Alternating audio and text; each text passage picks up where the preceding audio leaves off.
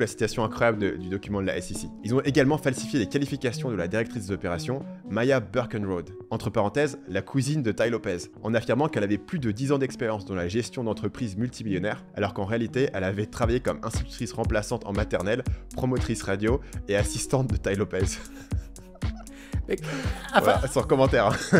Ce que j'adore à chaque fois, il va te donner des exemples d'autres personnes, toi. Donc comme mon ami Elon Musk, lui aussi il s'est fait choper par SEC. Et d'ailleurs, mon mentor Warren Buffett, lui aussi. Tu vois, en fait, il s'associe à eux comme ça en disant qu'on on est tous dans le même panier, tu vois. On est tous dans le panier.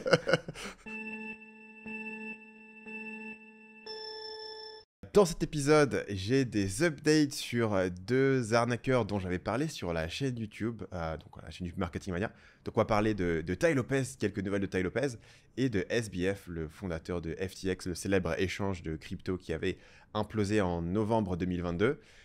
Paul va nous expliquer pourquoi avoir des enfants, c'est plus facile que prévu. On va parler d'un gars qui avait écrit un article intitulé « Je suis riche et je n'ai aucune idée de quoi faire de ma vie ». On va faire la tier list des meilleures religions pour entrepreneurs. Devinez qui a écrit ça dans le plan. Une update de la performance sportive de Paul, qui est bien sûr champion du monde de course à pied sur les moins de 6 ans et demi. Et un nouveau business pour les gens sans éthique, pour ceux qui seront restés jusqu'à la fin de l'épisode. Donc, petite news de Tai Lopez. Malheureusement, Paul, les news de Tai Lopez, elles sont pas très bonnes. Est-ce que tu as pensé à ouvrir une chaîne un peu réaction arnaque, un peu style CoffeeZilla? Parce que j'ai l'impression que tu as quand même un truc par rapport à ça, quoi. Tu sembles bien kiffer. Honnêtement, je pense qu'il y a un marché pour ça. Ouais, si tu veux, CoffeeZilla, c'est la personne que je déteste le plus de tout YouTube. D'accord. Peut-être, non, peut-être il est numéro 2 derrière Spencer Cornelia. Tu vois. Donc la réponse, c'est non. Pourquoi je détestais que j'avais fait une vidéo sur tous ces gars-là? En fait, c'est des gars qui... c'est des youtubeurs comme n'importe quel youtubeur. Il est là pour faire des vues, il fait de la thune, etc. Bon, ça, c'est normal, tu vois. Mais c'est un truc où, en fait, ils attendent, ils espèrent que quelqu'un va faire une merde, que quelqu'un va se faire arnaquer, parce que eux, ça leur fait de la thune. Et tu les vois et ils disent « Oh, super, il y a une nouvelle arnaque. » Ils jubilent. Le mec, il a des étoiles dans les yeux. Il est en train de te dire « Non, mais voilà, ces mecs-là, ils ont pas de valeur, ils ont pas d'éthique et tout. » Mais lui, il est en train de surkiffer. Il se dit « C'est trop bien, là, je vais me prendre de l'ad revenue sur cette vidéo, etc. » Donc, il y a un côté, tu vois, genre... les gens qui sont là pour foutre la merde et faire du drama, ils sont là pour foutre la merde et faire du drama et ils assument qu'ils sont là pour foutre la merde. Mais les gens qui sont là pour foutre la merde et faire du drama en suivant chaque petit retournement de situation, mais qui te font croire qu'ils font ça, non pas pour faire des vues, mais pour l'intérêt public, pour faire de la prévention contre les arnaques, alors qu'en fait, tout ce qu'ils font, c'est tirer sur des ambulances. C'est rare que les mecs, vraiment, ils découvrent une arnaque que personne n'avait vue, tu vois. Généralement, c'est ok, il y a un mec on va suivre chaque petit détail de ce qui lui est arrivé. Et en gros, ces chaînes, elles fonctionnent sur une émotion humaine. Alors, ces chaînes, elles fonctionnent, tu vois, d'un point de vue YouTube. En gros, si on veut être un peu chic, tu vois, si on veut élever le niveau intellectuel du podcast, on dira Schadenfreude, tu vois, pour utiliser notre allemand LV2. Totalement. Ouais, et donc, j'ai un peu... j'ai un peu de mal avec ces chaînes-là, au point que parfois, tu sais, ils font une vidéo sur un truc qui m'intéresse, et je m'interdis de cliquer. Je fais non, je vais pas donner une vue à Spencer Cornelia sur ce truc-là, avec sa tête trop heureux, tu vois. Machin fait une arnaque, et le mec sur sa miniature, il est trop heureux, t'as l'impression qu'il vient de gagner au loto. Voilà. Retournons à Tai Lopez. Donc Tai Lopez, évidemment, très célèbre. Il a probablement la pub YouTube la plus célèbre de tous les temps. Here in My Garage, où il est là en train de se filmer dans son garage avec la Lamborghini derrière, etc. Ce qu'aujourd'hui est un cliché, mais il faut reconnaître, tu vois, le pionnier, quoi.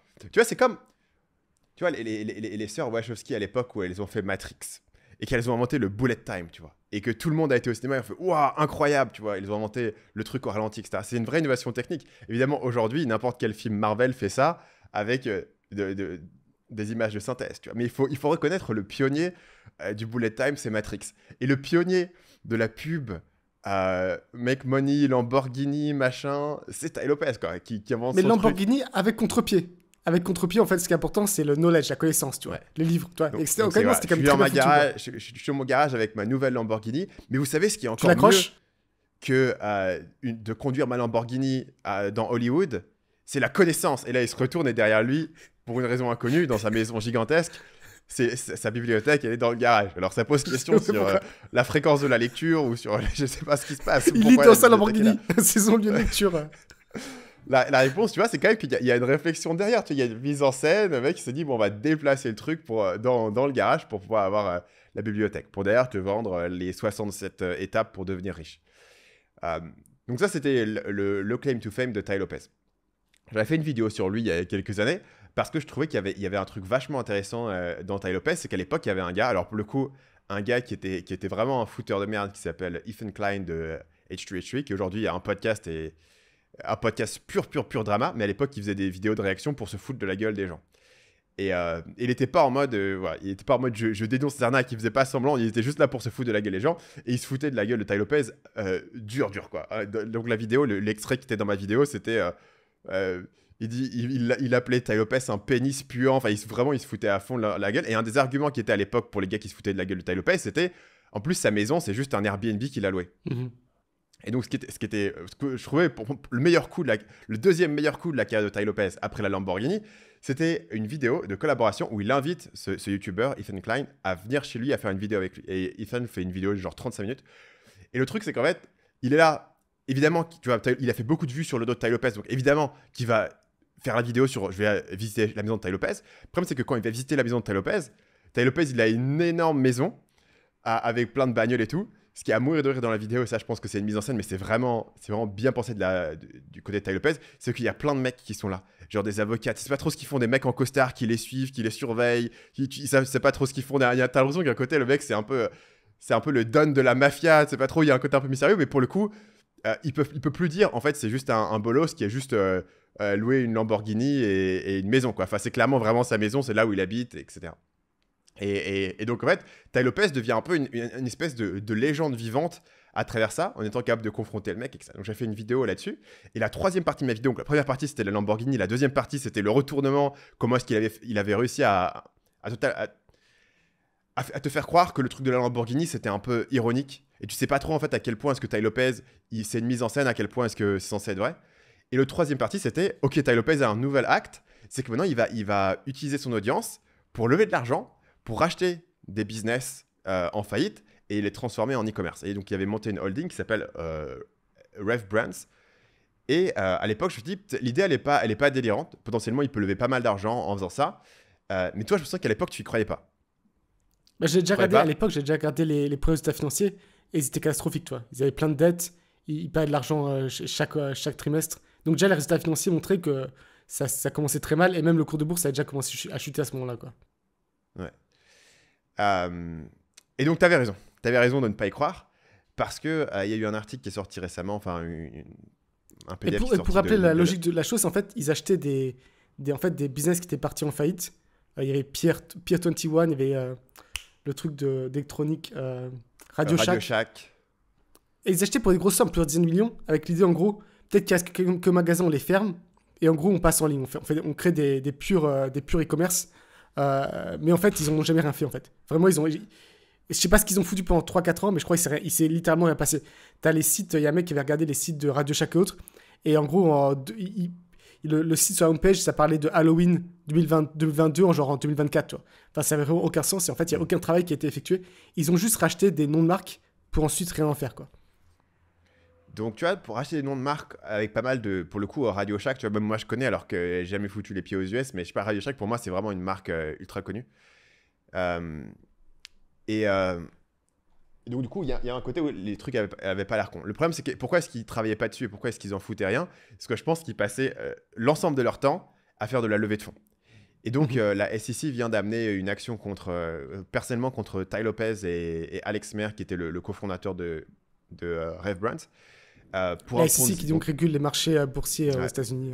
Le régulateur boursier. Donc, ils ont levé 230 millions d'au moins 660 investisseurs, ce qui fait quand même une moyenne de 480 000 $ par investisseur, dont 112 millions qui étaient fraudulents. Donc, en gros, la headline, c'est un Ponzi à 112 millions, mais au total, ils ont levé 230. Donc, on suppose qu'il y en avait 118 qui étaient OK, qui n'étaient pas frauduleux. Donc, ce qu'ils ont fait, c'est qu'ils ont transformé un peu ça en meme stock. Donc, il y avait toute une tendance aux alentours, c'était au Covid, donc aux alentours de 2021-2022, des meme stocks. Donc, les meme stocks, c'était des boîtes. Généralement, la formule, c'était une boîte connue du grand public, donc un retailer en faillite qui avait une grosse valeur de nostalgie. Donc, 3 exemples de meme stock. Le plus connu, c'est GameStop. Donc GameStop, c'est l'équivalent de Micromania. Je crois d'ailleurs que GameStop, la boîte américaine, possède Micromania en France. Donc ils vendent des jeux vidéo. Forcément, le business de la vente de jeux vidéo en physique et tout, c'est pas incroyable en 2022. Mais il y a une grosse valeur nostalgie. Et donc du coup, ils racontent une histoire de on va faire un turnaround, on va aller en ligne, etc. Et ils se mettent à lever énormément d'argent en bourse. Et l'action GameStop explose. Donc c'est toute l'affaire Roaring Kitties, etc. C'était Wall Street Bet sur Reddit qui faisait ça. Donc c'était plus en fait, c'était devenu un token pour parier au même titre qu'une shitcoin, plus que vraiment une thèse business, même si derrière il y avait une thèse business de on va faire de l'e-commerce. Mais la thèse business, elle n'a jamais vraiment tenu la route. Tu vois, en quoi est-ce que GameStop va devenir un meilleur vendeur de jeux vidéo en ligne que Amazon? C'était jamais expliqué pourquoi ils auraient un avantage là-dessus, en dehors de GameStop, c'était mon enfance, je kiffais trop aller là-bas et regarder les boîtes de jeux PS2 quand ma mère. Je pense que ça passe zéro valeur, mais c'est pas non plus ça qui va permettre sur le long terme de gagner non plus, quoi. Ouais. Donc il y avait d'autres exemples, il y avait Bed Bath & Beyond, donc là c'est un truc de literie, de maison, etc. Il y avait AMC qui avait aussi fait un gros coup sur le meme stock, et AMC c'était des cinémas.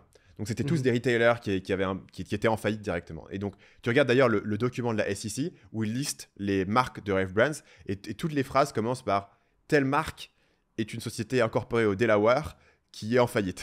Et après ils décrivent, mais ça commence toujours comme ça. Donc, dans le cas de Rave Brands, ils avaient effectivement Radio Shack. Donc, Radio Shack, c'est un peu l'électronique. Pier 1 Import, c'est des meubles. Dress Barn, du coup, c'est des fringues. Linen & Things, c'est aussi de la literie et compagnie. Et Model Sporting Goods, on suppose que c'est des trucs de sport un peu en mode Decathlon. Donc, tout ça, ils avaient racheté. C'était en faillite. Hypothèse, on va turn around pour faire du web. Sauf qu'au lieu de turn around pour faire quoi que ce soit, toutes les marques perdent de la thune. Tout ce qu'ils font, c'est lever de l'argent. Notamment, il y a un truc dans l'article de la SEC où ils expliquent qu'ils promettent des retours annuels de 25% aux gens avec des dividendes mensuels de plus de 2%. En fait, essentiellement, ils disent « Ok, investis chez nous, ça va être une forme de dette, mais on va te payer 25% annuel. Mais la dette, elle est sécure par rien. Donc, si un jour ils font faillite, le truc, il disparaît. » Ce qui, déjà, à mon avis, est déjà plus ou moins légal. Toi, tu n'es pas censé, quand tu vends une action, pouvoir promettre des dividendes futurs, mais c'est déjà un peu compliqué. Là c'était du coup plus de la la dette. dette. Là, c'était de sécurité, d'accord. C'était de la dette, mais avec rien qui le back et il n'y a pas de collatéral. Donc, ouais, je te paye 25% par an. Tant que j'ai de l'argent et quand j'ai plus d'argent, ça tombe. Là, c'était purement de l'argent, il n'y avait pas de part. Ou les deux allaient ensemble. Dans cet exemple-là, il n'y avait pas de part. Mais tu vois qu'ils levaient de l'argent à des taux de 25%. Il y avait des endroits où ils avaient des parts. Où le gros problème qu'ils avaient, et pourquoi, à la limite, tu vois, tu as le droit de promettre 25% d'intérêt aux gens. En gros, ça s'appelle un junk bond. Donc, c'est juste de la dette à une entreprise. Non, 25%, c'est même pas junk. Ce qui est assez fou, par exemple, tous les agrégateurs, ils étaient entre 15 et 20%, et c'était standard, même pour une période où c'était assez l'argent coulé à flot. Donc, c'est pas si rare pour une entreprise privée de devoir sortir 15-20%. Ouais. C'est pas si délirant que ça, quoi. Donc, c'est pas ça qui était problématique. Ce qui était problématique, c'est que dans la conversation, donc dans le webinaire, ils faisaient des conférences à Las Vegas, à Porto Rico pour te vendre le truc, ils faisaient des zooms, etc. Ils te disaient, vraiment là, nous on surcartonne, mec, si tu veux vraiment être avec nous, le cash flow est énorme, tout ce qu'on fait, ça marche, etc. Tu peux pas dire le cash flow est énorme, mais derrière, littéralement, tu perds 10 millions par an, quoi, ça marche pas. Donc, dans un email de Tai Lopez envoyé aux investisseurs en 2021, il dit que les marques sont en feu, un cash flow qui est fort. Il y a plein de boîtes publiques qui font des pertes, mais pas nous. Et on a des marques avec un EBITDA qui est positif. Et donc tout ça, c'était juste faux. Donc voilà, ils ont levé cet argent avec des trucs qui sont faux. Et pire, c'est là où on arrive sur le Ponzi, c'est que comme ils avaient tous ces investisseurs qui attendaient des dividendes, soit des actionnaires, soit des gens qui avaient de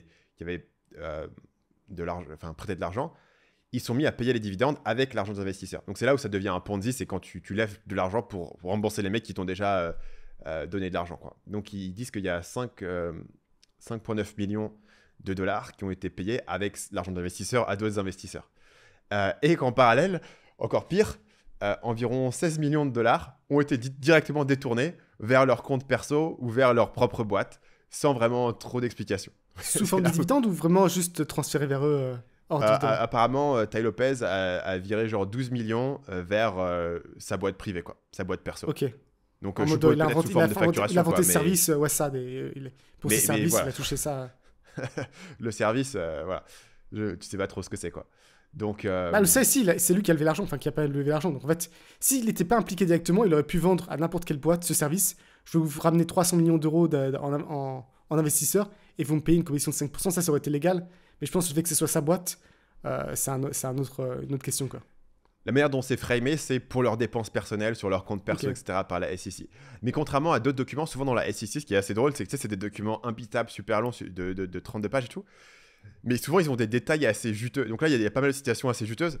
Et parfois, dans les documents de la SEC, ils te listent exactement ce que le mec il a acheté avec. Donc, il a acheté une Rolex à 15 000 $, il a acheté une Lambo à 232 000 $, il a été dans un hôtel et il a dépensé 1 500 $ pour une nuit d'hôtel. Et vraiment, souvent, ils vont te faire un inventaire détaillé, vraiment pour enfoncer les mecs, qui est assez drôle. Là, ils le font pas. Donc, effectivement, peut-être que tu peux considérer que les 16 millions, c'était sa commission, mais voilà, je sais pas si ça avait été structuré comme ça aussi. Apparemment, en fait, ce qu'ils faisaient, comme ils avaient différentes marques, ils avaient la holding. En fait, ils transféraient des fonds entre les différentes marques et la holding en fonction de qui avait pas assez d'argent pour payer les investisseurs. Mais sauf que les différentes marques avaient des investisseurs qui étaient différents.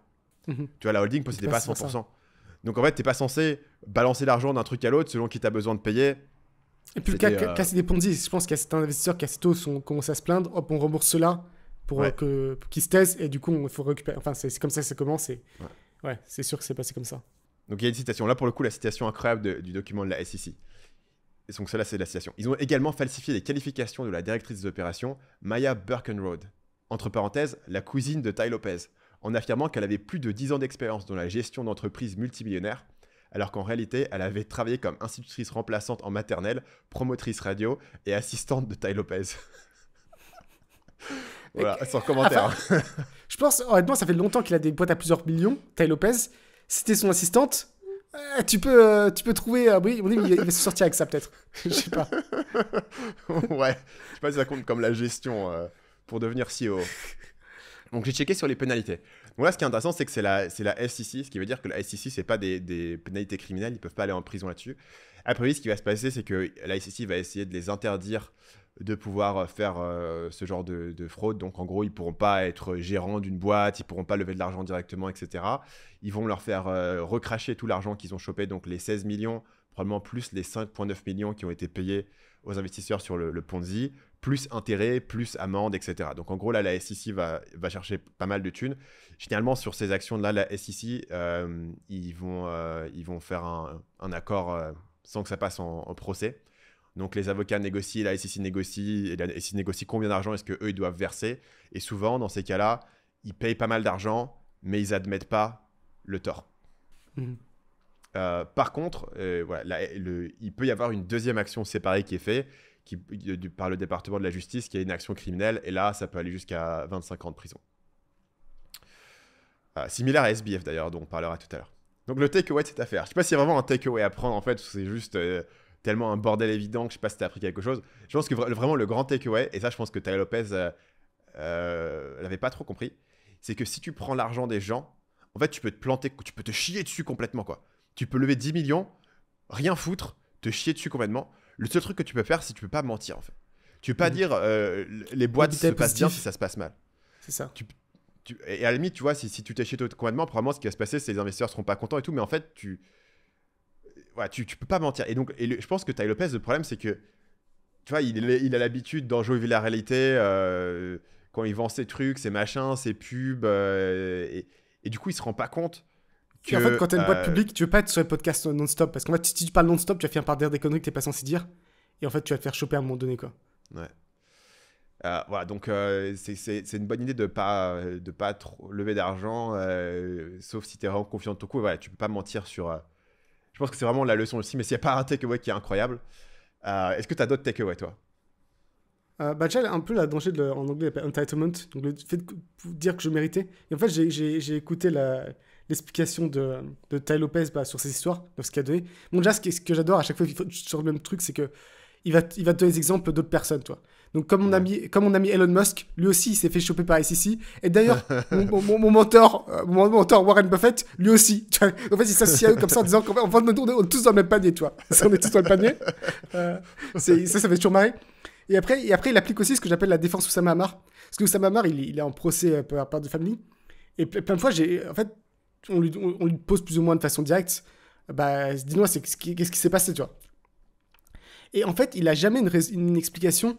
En fait, sa explication, c'est toujours en gros, j'ai apporté une valeur énorme à notre famille, donc en gros, je méritais cet argent, tu vois. Ouais. Peu importe que j'ai juste pris l'argent sans demander à personne et que t'es pas censé le faire, j'ai apporté tellement de valeur que je le méritais, tu vois. Et peut-être qu'effectivement, peut-être que tu considères qu'en fait, il était sous-payé ou peu importe, mais enfin, ce qui est légal fonctionne pas comme ça, tu peux pas juste déclarer. Et je pense que lui, c'est un peu ça. Il s'est dit, attends, j'ai quand même apporté 300 millions en investissement, ce qui est énorme. Hein, et je mérite bien ma commission de 16 millions, tu vois. 5%, c'est pas délirant, tu vois. Sans comprendre qu'en fait, maintenant, il fallait quand même que... C'est unilatéralement que tu le mérites, quoi. C'est ça. À un moment donné, il faut négocier le truc. C'est ça. Où est-ce que tu as vu cette explication de Tai Lopez? Parce que moi, je l'ai pas eu. Il est passé sur un... c'est une vidéo, pas pendant le cas, il était tout seul. Tai Lopez, déjà 2 semaines... il y a 2 semaines, c'est sorti. Je vois que sur sa chaîne, toutes les vidéos datent d'il y a 8 ans. Il a retiré toutes les vidéos, sauf celles d'il y a 8 ans. C'est ça, parce qu'il sait qu'il s'est dit, putain, j'ai dit trop de conneries, je vais me faire défoncer par les... ouais. Il a laissé une année de vidéo il y a 8 ans, mais avant et après, il n'y a rien.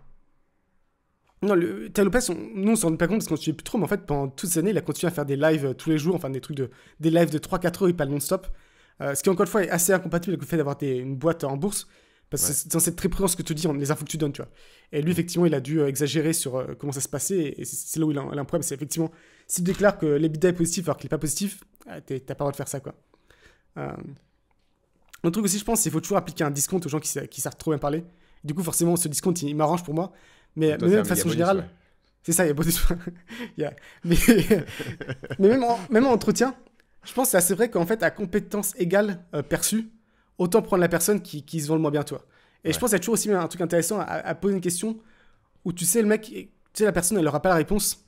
Et voir est-ce qu'elle invente un truc ou est-ce qu'elle dit, bon, bah, je sais pas où il faudrait que je cherche ces infos. Parce que tu remarqueras, Tai Lopez, sur les milliers d'heures qu'il a passé, c'est jamais arrivé de sa vie qu'on lui pose une question et qu'il dise je sais pas, tu vois. En fait, il va toujours trouver un truc à répondre et ça, je pense que c'est toujours un assez gros signe qu'il faut se méfier. Et enfin, le dernier truc, c'est que je me pose la question, pourquoi un scam aussi nul et aussi peu sophistiqué, tu vois?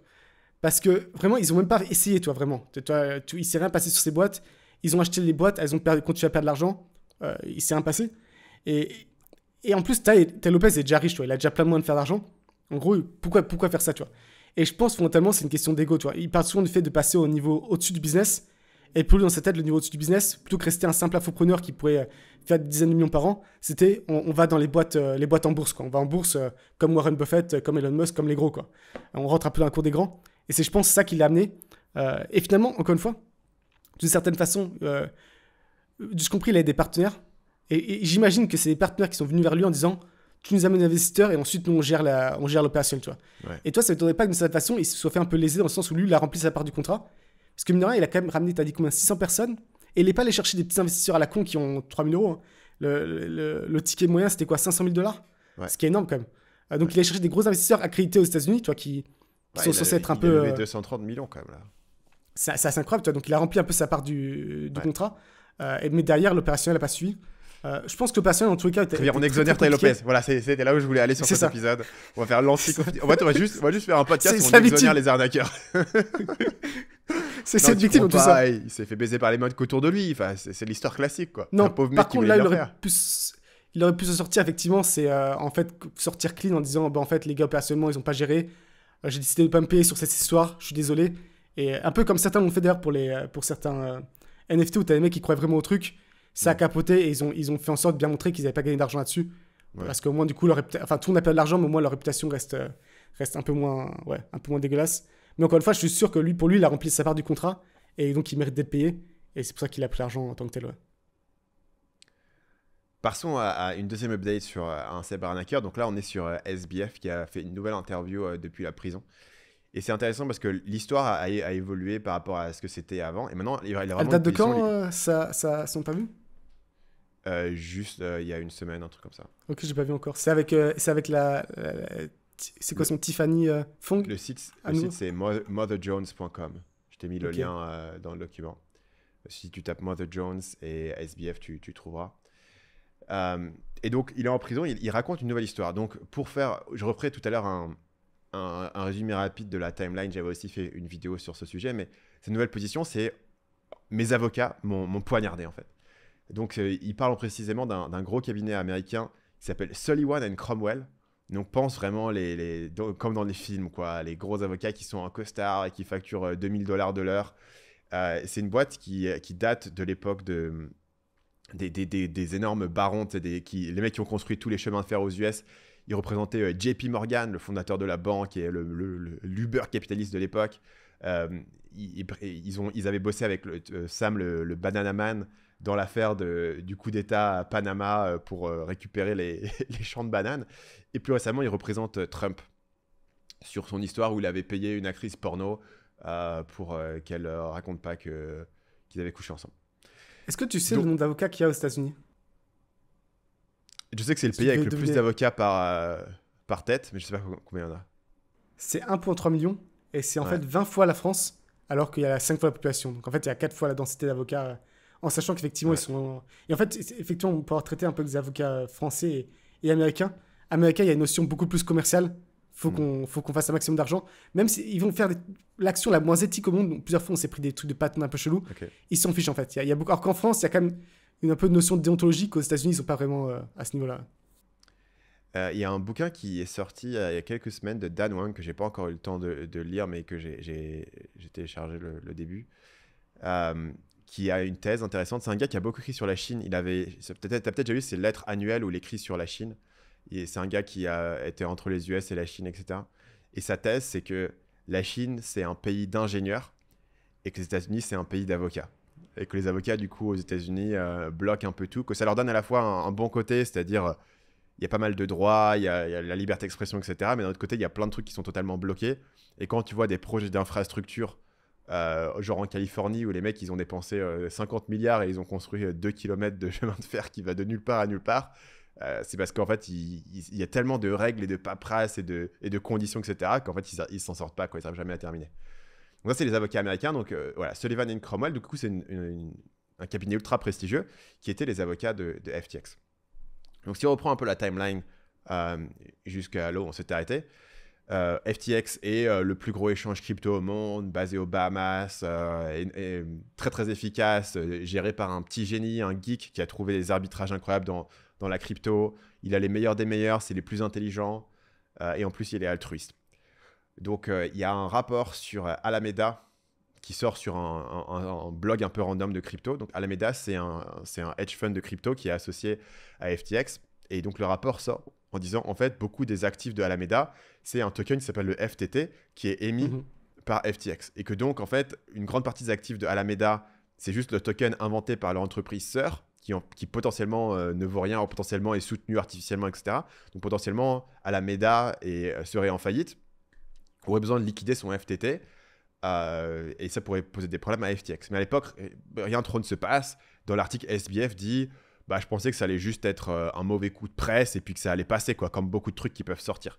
Sauf que là, son rival a fait un des coups machiavéliques les plus incroyables du monde. Son rival, c'est CZ qui gère Binance, donc un échange concurrent. Et il fait un petit tweet sympathique en disant suite à des révélations récentes, je vais liquider tous les FTT que j'ai dans Binance. Sachant que Binance avait beaucoup de FTT parce qu'ils avaient fait un deal avec FTX d'investissement, ils avaient récupéré beaucoup de FTT. Donc on lui est en train de dire, moi je vais liquider mon FTT. Et de l'autre côté, d'une part, ça met de la crédence sur le fait qu'effectivement, Alameda va avoir des problèmes, elle va devoir liquider son FTT, donc le cours du FTT va cracher. De toute manière, si Binance, qui a une énorme position de FTT, liquide son FTT, forcément le cours va cracher. Donc du coup, tout le monde dit, si le mec il va tout liquider, moi aussi je vais liquider. Le cours du FTT se met à cracher. Beaucoup de l'argent de FTX était dans le FTT, donc du coup ils se retrouvent en problème, ils n'ont plus assez d'argent. Et forcément, comme le FTT, qui est le token associé à FTX, qui est un peu vu, c'est pas une action de FTX, mais c'est un peu vu comme associé, donc si FTX se porte bien, le FTT monte, donc du coup si le FTT se casse complètement la gueule, tout le monde se dit, peut-être que FTX va aussi se casser la gueule, donc tout le monde va chez FTX. Et leur balance sheet était quand même basé beaucoup sur le FTT, la valeur du FTT. C'est aussi ça, en fait. Leur balance sheet, du coup, c'était déséquilibré d'un coup. Ouais, c'était pas totalement connu à l'époque. Mais du coup, tout le monde se dit effectivement, il y a une possibilité que FTX soit un souci, donc on va sortir l'argent de FTX. Le problème, c'est que comme FTX avait pris l'argent, il avait calé un peu partout, avait prêté une part à Alameda qu'il avait perdu, avait investi dans des boîtes privées, genre Anthropic, Robinhood, etc., avait mis des trucs en FTT, avait fait tout un tas de spéculations de machin. En fait, demain, tu veux récupérer tes 50 bitcoins et il y a. C'est ça. 1000 personnes qui veulent le faire, mais en fait les bitcoins elles sont pas là, donc eux ils ont un problème, ils ont plus de liquidité. Donc Mais du coup, mais en SBF fait, leur dit idée, c'est que l'asset, effectivement, leurs assets étaient plus que leurs liabilities. Donc en fait, ils auraient pu, avec du temps, tout payer, mais les liquidités étaient inférieures aux liabilities, quoi. Ouais. C'est en gros ça, là. Donc SBF appelle ça un bank run. Donc comme quand il y a on court sur la banque, tout le monde, parce qu'en fait demain, si tu vas dans n'importe quelle banque au monde et que tout le monde dit ok moi je veux retirer tout mon argent en cash, l'argent il est pas là. L'argent il est pas là parce que la banque, son business c'est de prendre cet argent des gens qui épargnent et le prête à d'autres personnes ou à des entreprises. L'argent il est dans des prêts, il est dans des maisons, il est dans des entreprises. Donc en fait l'argent il est pas là. Donc ça c'est totalement normal. Et aussi la banque a le droit de multiplier aussi. Ça c'est encore un autre écart. C'est qu'elle peut multiplier, je crois en France c'est jusqu'à x13 je crois, entre ses dépôts et ce qu'elle peut prêter ou investir. Alors que forcément eux ils n'avaient pas le droit, ils devaient rester sur du 1 pour 1 en principe. Mais même si on sur du 1 pour 1, en fait, voilà. Donc c'est pour ça qu'il y a tout un tas de protections où si tu as, je sais pas, aux États-Unis c'est genre $100,000 ou un truc comme ça sur un compte. 250 000 ouais. Ouais, t'es protégé par l'assurance. La raison que c'est pas pour que ça paye, c'est pour éviter ça. C'est-à-dire qu'en fait, même si la banque fait faillite, je vais récupérer jusqu'à $250,000 de l'État américain, donc j'ai pas de raison d'aller retirer mon argent. Donc du coup, les gens ne retirent pas leur argent de la banque, donc du coup, le bank run ne se produit pas. Et c'est pour ça que quand ça s'était produit, c'était sur la Silicon Valley Bank, il y a 2 ans, je crois. Ça s'est produit parce qu'en fait, c'était des startups qui avaient mis leur argent là et qui avaient largement au-dessus de la limite de l'assurance. Donc, eux, ils avaient des raisons de retirer. Et comme tout le monde a retiré en même temps l'argent, la banque s'est écroulée. Et donc, c'est ce qui s'est passé pour FTX. Le problème, c'est que lui, il dit, OK, c'est un bank run, ça peut arriver à tout le monde. Le problème, c'est que toi, mec, tu n'étais pas une banque, en fait. Ce n'était pas le contrat que tu avais avec les gens. Et donc, du coup, il n'y avait aucune assurance de l'État. Et tu étais censé... juste garder les gens l'argent. Ils pensent que s'ils ont 50 bitcoins, ils pensent que tu as 50 bitcoins pour eux. Ils pensent pas que l'argent tu l'as mis dans le FTT ou tu l'as investi autre part. Donc voilà, là il fait d'analogies un peu favorables à son égard. Et pour ces aides, ce qui est marrant, c'est que quelques années après, il a aussi pris de la prison. Ouais. Et lui, il a pris que 4 mois, donc ils sont mieux sortis que SBF, quoi. Ouais. Donc il a pas assez de liquidité pour tout repayer, mais il pense qu'il a assez d'actifs et que s'il a le temps, il peut repayer. Donc il se met frénétiquement à essayer de lever de l'argent. En disant je peux lever de l'argent, passer la crise de liquidité et on va pouvoir survivre. C'est plus un Ponzi aussi. À l'époque. Lever de l'argent pour repayer les autres, c'est aussi une forme de Ponzi, un début de Ponzi. Quoi. Ça dépend ce que tu dis aux gens.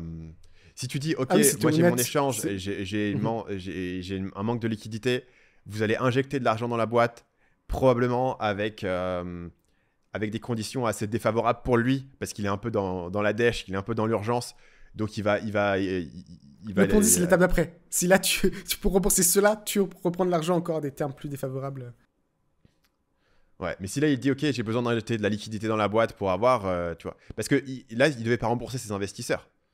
C'est pas comme s'il allait rembourser ses clients, en fait, pour la liquidité. Donc c'est là où je pense que c'est différent du Ponzi. Effectivement, s'il lève plus d'argent pour rembourser tes investisseurs précédents, c'est différent. Mais je pense que ça aurait été OK s'il avait pu lever de la thune. Le problème, c'est en tout cas, sur le court terme, il n'arrivait pas à lever assez de thunes. Et donc, ce qui se passe, c'est que tout le monde lui met la pression, en particulier ses avocats, lui mettent énormément de pression en disant mec, il faut que tu signes ce document, il faut que tu signes ce document. Quand il signe pas, il contacte tout le monde autour de lui en disant s'il y a un moment dans votre vie où vous devez porter vos couilles, c'est maintenant et vous devez dire à Sam doit signer le document, il signe le document, etc. Donc, qu'est-ce qu'il y a sur le document ? Le document, et ça dit mets ce mec en charge de restructurer la boîte. Toi, tu garderas le contrôle de la boîte, mais lui, il est en charge de restructurer les actifs. Et c'est un peu, on va mettre un mec externe, un mec objectif, un adulte. Et c'est un gars qui est assez connu parce qu'il a bossé sur une des fraudes les plus connues de tous les temps, qui est Enron. Donc c'est un gars qui est vétéran de Enron, qui va venir, qui connaît rien à la crypto, mais c'est un peu voilà, un mec objectif, très proche des avocats. Donc ouais, c'est un peu le mec des avocats, quoi. Il est là, il est dans la team des avocats. Et au départ, l'équipe de FTX n'a pas trop confiance dans ce mec. Ils savent pas trop, ils le connaissent pas, il vient pas de leur monde, ils lui ont jamais parlé. D'un coup, il faut qu'on le donne le contrôle. Et en gros, les avocats disent t'inquiète, c'est un gars, non mais voilà, c'est la meilleure chose à faire, mets ce qu'il y a en place, etc. Donc Sam veut pas signer, mais finalement ils mettent tellement de pression, tout le monde se retourne contre lui, il finit par signer.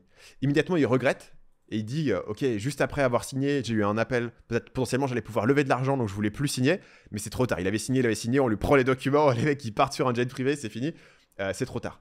Donc le gars, le vétéran de Enron qui s'appelle John Ray III, il devient PDG. Au départ il devait juste être pour restructurer, en fait non, il devient PDG et il dit ok, SBF, va te faire foutre, la boîte maintenant elle est à moi, je t'ignore quoi de moi, il répond pas à ses emails, il refuse de lui parler. Tu vois.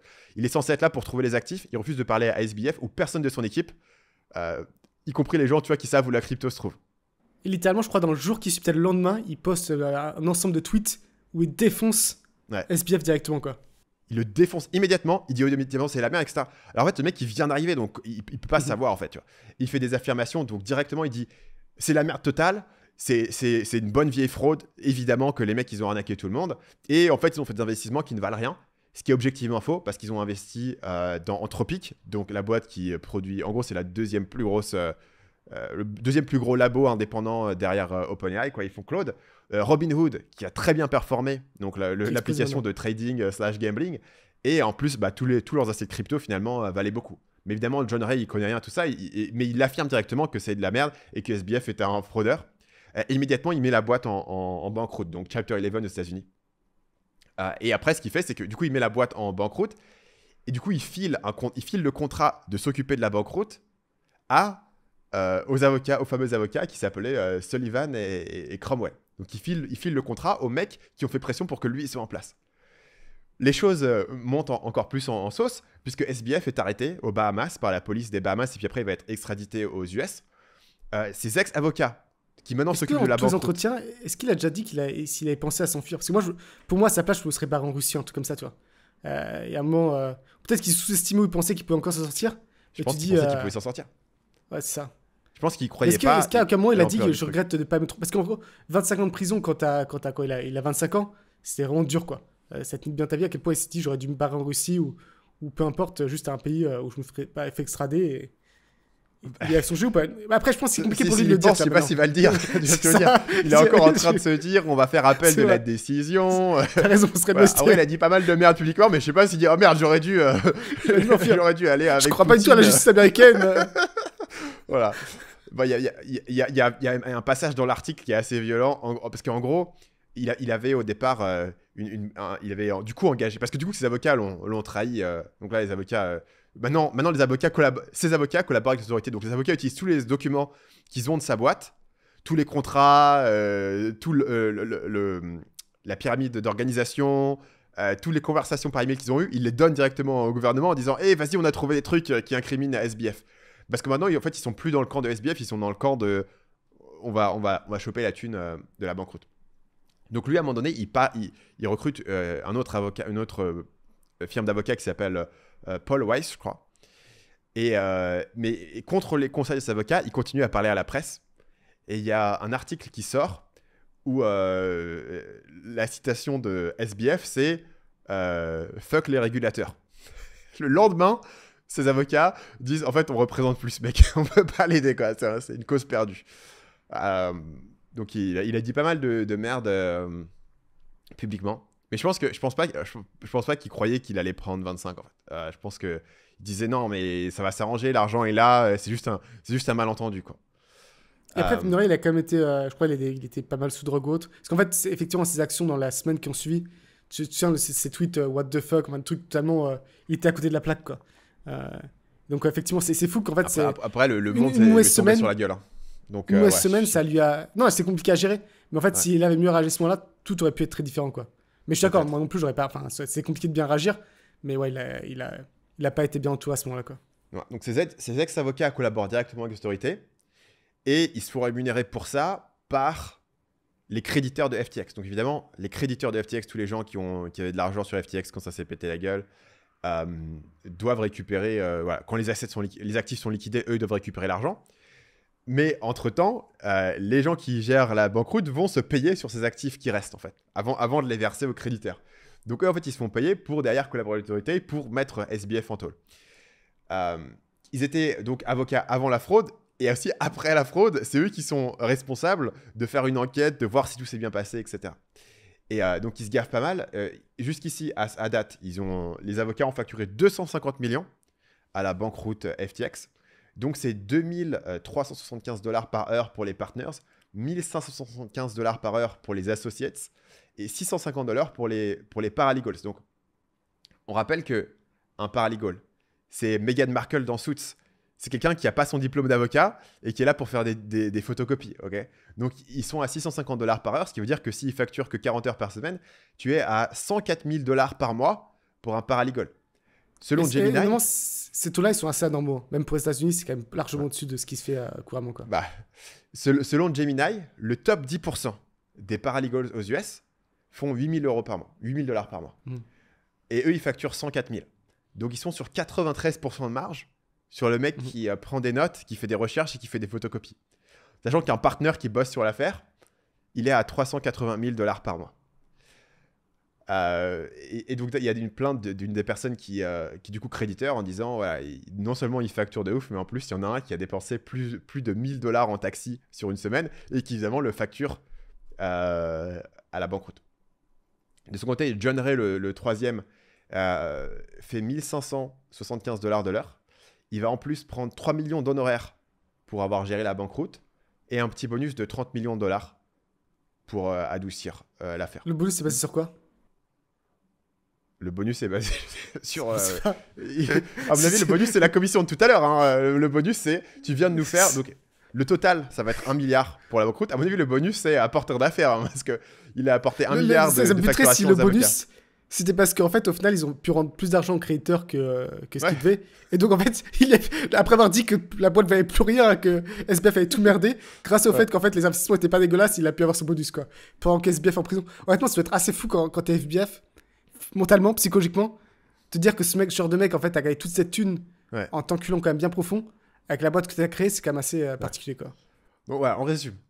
Donc les avocats mettent pression sur SBF, recrutent ce mec, il met le mec en contrôle, automatiquement il vire SBF, il se retourne et il donne un contrat qui vaut 1 milliard aux avocats qui viennent de faire pression pour que le mec il soit en place. Donc du coup, la conclusion de SBF, ce qu'il raconte dans son histoire, c'est en gros, non seulement ils ont piraté la boîte en mettant pression pour en fait voler la boîte, mais en plus, ils se gavent sur l'argent des créditeurs. Ce qui, je pense, en tout cas sur la seconde partie, est vrai. Les gars ont l'air de bien se gaver. Donc la question, c'est est-ce que du coup, en fait, ils ont essentiellement comploté contre lui pour qu'il aille en prison pendant bien longtemps et pour qu'il soit bouc émissaire en disant c'était tellement une merde et SBF a tellement merdé que vous avez besoin de nous pour mettre de l'ordre dans tout ça et au passage se faire des énormes frais. Donc c'est sûr que SBF, il a merdé, il a extrêmement mal géré le truc. Il a fait truc avec l'argent, il a pris des risques avec de l'argent qui lui appartenait pas, qui était absolument voilà, contre le contrat qu'il avait avec ses utilisateurs. FTX était probablement sauvable. Alors, est-ce qu'il aurait pu le sauver dans le meilleur des cas? C'est pas sûr. Mais factuellement, tous les créditeurs vont récupérer leur argent plus les intérêts. Il a fait quelques bons investissements comme Anthropic. Et un truc qui était assez marquant, c'est qu'au procès de SBF, où il a pris 25 ans de prison, le juge a interdit à ses avocats de présenter les faits comme quoi il y avait assez d'actifs pour rembourser tous les créditeurs. Ce qui est assez incroyable. Et leur raisonnement, c'était... En fait, on t'accuse d'avoir volé des trucs. Même si techniquement, tu aurais pu rembourser l'argent, ça ne change pas le fait que tu aurais pu le voler. Donc c'est hors sujet. Mais ce qui est incroyable, c'est qu'on t'a pas dit, ok, bah du coup, ouais, mais tu es quand même coupable. C'est non, t'as pas le droit de dire que les actifs étaient là. Parce que c'est hors sujet, on va même pas t'autoriser à le dire. Est-ce que ça a été jugé par un juge ou des jurys? Parce qu'effectivement, je vois comment ça pourrait influencer les jurys. Qui en fait ne voient pas le côté légal, mais se disent effectivement, bah, si on peut rembourser tout le monde, au final, c'est pas si grave, quoi. Donc à quel point c'est pour ça qu'ils veulent pas que ce soit présenté. Ils veulent pas, mais du coup, le juge leur a interdit de le présenter. Donc SBF prend 25 ans de prison sur cette affaire. Pour comparaison, Caroline, qui était celle qui gérait Alameda, donc le hedge fund qui a essentiellement perdu toute la thune, elle a pris 2 ans. Donc elle était totalement... Enfin, tu vois, c'est impossible de dire qu'elle n'était pas complice au même niveau que lui. Lui, c'était un peu plus le visage du truc, mais elle était complice totalement dans la gestion du truc. Après, une des raisons pour laquelle elle a pris 2 ans, elle lui a pris 25, c'est parce qu'en gros, ils se sont dit, on veut choper SBF, donc on va donner à tout le monde un deal pour témoigner contre lui. Donc tout le monde a témoigné contre lui parce qu'il voulait vraiment faire tomber SBF. Il fallait que SBF prenne le maximum. À la limite, Caroline, tout le monde s'en fout si elle prend 2 ans. Tu vois, dans la presse, tout ce qui s'intéresse, c'est SBF, tu vois, qui prenne le maximum. Donc pour maximiser leur chance de donner un maximum de peine à SBF, ils ont donné des deals aux autres, mais elle a pris que 2 ans, donc ça fait quand même une énorme différence. Je pense pas qu'elle soit 10% aussi coupable, tu vois. Tu peux dire, ok, elle est peut-être 50% aussi coupable parce que lui, il a quand même monté la boîte, mais c'est une grosse différence. Et comme tu l'as mentionné, CZ, condamné pour avoir ignoré les lois sur le blanchiment d'argent, ce qui est pas rien, parce que potentiellement, t'as aidé à financer le trafic de drogue, le terrorisme et tout. Il a pris 4 mois de prison. Donc, quand tu vois les comparaisons par rapport à d'autres personnes, notamment CZ, pour le coup, c'était le patron de sa boîte, il a pris ses décisions et il a pris 4 mois. Tu dis, effectivement, il y a quand même eu un certain focus que SBF prenne le maximum. Après, un truc qui me fascine, c'est que, enfin, j'arrive pas à comprendre, c'est que Caroline Ellison, elle a été condamnée à payer 11 milliards. Donc, je sais pas, est-ce qu'ils ont juste dit, bah, tu payes 11 milliards parce que les gens ont perdu 11 milliards. Est-ce que tu as pris 11 milliards? Bah, je pense pas. Mais Non. elle doit rendre 11 milliards, ce qui me paraît étrange. Je sais pas si, ouais, comment ça fonctionne Ça, exactement. ça arrive de temps en temps, ils font ça, c'est purement symbolique. En fait, ce que Ok. ça veut dire, c'est que sur ses Le revenus, préjudice. on Ouais. va lui prendre un pourcentage de ses revenus Ok. à vie, en fait. Pour théoriquement payer les victimes, tu vois. Mais bon, c'est en pratique, tu sais bien qu'elle va jamais les rembourser.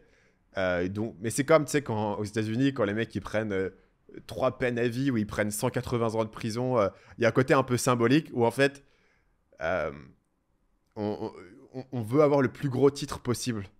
Mhm. Euh, donc voilà, on l'a condamné à rembourser 11 milliards, bah, elle ne les remboursera pas, mais comme ça, on lui a Ça dit que fait un c'était gros pas bien. chiffre. Mon takeaway. Donc, moi, du coup, je suis assez convaincu par. Enfin, je trouve que les avocats là-dedans, ils ont perpétré le deuxième scam FTX. En fait, ce qui est choquant, c'est pas forcément que les mecs ils gagnent beaucoup d'argent, c'est qu'en fait, il n'y a eu aucun marché compétitif sur la gestion de la banqueroute. Ils ont mis pression sur le mec au moment où il était vulnérable pour recruter quelqu'un, et ce gars, il a dit, bah, je vais directement leur donner le contrat. En fait, tu vois, potentiellement, il y avait un autre cabinet d'avocats qui a pu faire le même travail pour 20 millions. Tu vois, est-ce que ça coûte vraiment 1 milliard à un cabinet d'avocats de Oui, il n'y a pas liquider eu de des bid, t'as actifs raison. crypto, Ouais. tu vois. Mais il y a eu zéro marché compétitif. Donc, ouais, ils ont utilisé leur accès à leurs clients pour lui donner un mauvais conseil qui était de mettre ce mec en place, qui était objectivement pour lui un très très mauvais deal, Ah, quoi. mais est-ce que c'était le client de SBF personnellement ou c'était le client de la boîte FTX? Parce que je pense que c'est aussi la différence. Est-ce qu'il a pensé que c'était ses avocats à lui, personnels, comparé aux avocats de la boîte? Et après, parce que C'est l'intérêt de la boîte, tu peux argumenter quoi. C'est son intérêt à lui. Clairement, ils n'ont pas respecté son intérêt, ils n'ont pas poussé pour son intérêt à lui. Mais peut-être que c'est ce qui lui a manqué en fait. Il n'y avait pas d'avocat qui représentait son intérêt à lui personnellement quoi. Bah, il en avait un juste après. Mais, Ok. mais à ce C'est moment-là, trop tard, hein. après ses parents sont quand même bien connectés. Je crois qu'ils. C'est vrai. Ouais, donc Mais je aussi, pense qu'il ses a parents, quand même ils ont accès à des bénéficié de pas mal avocats. d'argent, donc c'était un autre problème aussi, où ils ont Ouais. reçu quelques villas gratuites. Ouais. Euh, donc, ouais, ils utilisent l'accès à leurs clients pour s'enrichir derrière. Je pense qu'il devrait y avoir une séparation entre les gens qui sont avocats pendant la fraude et les gens qui sont censés distribuer l'argent après la fraude, plus le mettre en taux. Donc, enfin, pour moi, ça a l'air ultra, ultra violent de leur part. Mais SBF, en fait, est tellement détesté et les médias ont tellement réussi à montrer que c'était le pire arnaqueur au monde qu'en fait, tout le monde s'en fout un peu qu'il ait été poignardé par ses avocats. Et du coup, le seul truc dans l'article où ils sont un peu sympathiques, c'est ouais, mais du coup, ils se gavent, mais ça devrait être l'argent des victimes qu'on devrait leur donner. Ce qui est totalement vrai. Et tu vois, il y a un côté où tu pourrais dire on devrait essayer d'optimiser la banqueroute pour restituer le maximum d'argent aux victimes. Et ça Totalement. voudrait dire, en fait, bah, diminuer le coût principal ici, qui est les avocats à 2500 $ de l'heure, quoi. Donc, moi, j'en tire 2 leçons. La première, c'est que si tu perds techniquement le contrôle, en fait, le fait qu'on t'ait dit qu'on t'écoutera, ça veut absolument rien dire, en fait. Quand on lui dit, mais voilà, le mec, il va être là, mais toi, tu vas encore être en contrôle, en fait, ça veut absolument rien dire. Là, je pense que c'est très valable quand tu vends une boîte, par exemple, et qu'on te dit, OK, non, t'inquiète pas, tes employés, je vais m'occuper, ça va pas changer, on va garder telle ou telle personne, etc. Et il y a tellement de cas où, en fait, ils ignorent totalement ce qu'ils t'ont dit. Et tu peux dire, bah, du coup, je vais le mettre dans un contrat. Mais en fait, à partir du moment où tu n'as plus techniquement le contrôle de la boîte, tu as mis ça dans un contrat, tu peux rien faire. En fait, le contrat, tu n'as pas de moyen de le faire marcher, sauf si tu essayes de faire un procès aux gens. Mais si tu vends une boîte et les gens ils t'ont dit, je vais pas virer tes employés, je vais pas faire de la merde avec tes clients et tout, et ils le font, est-ce que tu vas aller dépenser des millions de dollars à leur faire un procès pour un truc, tu vois, et en plus, tu n'es même pas lésé directement. Donc en fait, une fois que tu n'as plus le contrôle direct, euh, Et il y a des mécanismes aussi. Je suis en train de relire la biographie de Bernard Arnault, l'ange exterminateur. Et notamment, il avait racheté une boîte, c'est le Boussac, qui était en faillite. Parce que dedans, il y avait Christian Dior, il y avait quelques pépites. Et en fait, il avait promis, parce qu'en fait, il avait reçu des aides de l'État. Et il avait promis qu'il garderait les emplois, en fait. Qu'il se tape pendant, je sais pas, pendant 10 ans, il avait promis. Non, il avait promis, on garderait les emplois, mais surtout, on virerait personne, tu vois. En fait, ce qu'il a fait, du coup, c'est effectivement, il n'a pas viré les gens. Ce qu'il a fait, c'est qu'il il a revendu des parties de la boîte. En sachant qu'en fait, vu que c'était des trucs à perte, en fait, il donnait de l'argent pour que des potes à lui rachètent les trucs et après, il fermait les usines, tu vois. Et donc, lui, directement, il a jamais procédé au licenciement de personne. C'était fait de façon indirecte. Et en fait, effectivement, une fois que t'as plus, t'as plus le contrôle de la boîte, t'as plus le contrôle, quoi. Faut accepter ça. le deuxième, c'est si on te dit de faire une action pour ton propre bien, comme là on lui dit, ok, signe le contrat, c'est vraiment la meilleure chose à faire. Il faut soigneusement vérifier quel est leur intérêt là-dedans. Et je pense que là, tu vois, dans sa situation, moi, j'aurais jamais anticipé que les avocats puissent avoir un intérêt en disant si ça, la banqueroute, c'est très juteux. Si ça part en banqueroute, on va toucher max. Et en plus, on a un moyen de garantir que c'est nous qui allons nous en occuper. Donc, en fait, il faut qu'on pousse la boîte en banqueroute, même si techniquement, elle est sauvable. Tu pourrais dire, bah, en fait, les avocats, ils n'ont pas intérêt à ce que la boîte, elle fasse faillite parce que ils vont perdre un client, quoi. Mais en fait, non, parce qu'ils vont perdre un client et ils vont récupérer un client beaucoup plus rentable, sur lequel ils peuvent faire beaucoup plus de frais, avec probablement moins de travail et moins de risques. Ça. Moi, mon seul takeaway, il aurait dû s'enfuir en Russie. Plus l'histoire était belle. Je pense que c'était une erreur de sa part. Parce qu'en plus, il avait le temps, en fait. En fait, c'est passé, genre, je me rappelle, une semaine, un truc comme ça, une semaine, au Bahamas, où il se passait pas grand-chose, ils allaient pas vraiment l'arrêter. Ouais. Je pense qu'il y avait le temps de faire une petite Carlos Ghosn et se retrouver dans notre pays. Ouais.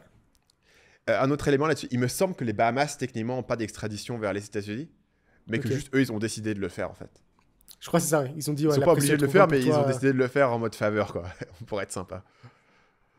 Après, je sais Et pas après, ce que les la Bahamas dernière auraient fait leçon, avec c'est eux, un quoi. peu, je pense, le concept de bouc émissaire, toi. Notamment la justice américaine, je pense qu'elle est vraiment orientée là-dessus. Ouais. C'est qu'elle veut. Généralement, Il faut t'as qu'il y ait une un tête qui mec, roule. un procureur, un juge Ouais. qui veut choper un mec et tout est fait autour de ça. C'était pareil pour le. C'était quoi la Silk Road avec Ryan Ulbricht, je crois, je sais plus c'est quoi son nom. Ouais. Mais le mec qui a Ulbricht, créé sur le Darknet la marketplace. Et vraiment, enfin, le niveau d'effort qu'ils ont mis pour choper juste ce gars en particulier et le défoncer, c'était assez impressionnant, quoi. Vraiment, ils ont fait des. Comment ça s'appelle des. En fait, ils ont fait des faux. C'est quoi un faux assassin Je crois que c'était ça l'histoire. En gros, ils ont monté toute une opération pour faire en sorte que Ryan Ulbricht recrute un faux assassin qui en fait était un mec de la CIA ou de DA, je sais plus. Et donc, ils avaient monté parce qu'ils voulaient juste choper un mec, quoi. Et en fait, ils ont vraiment cette obsession.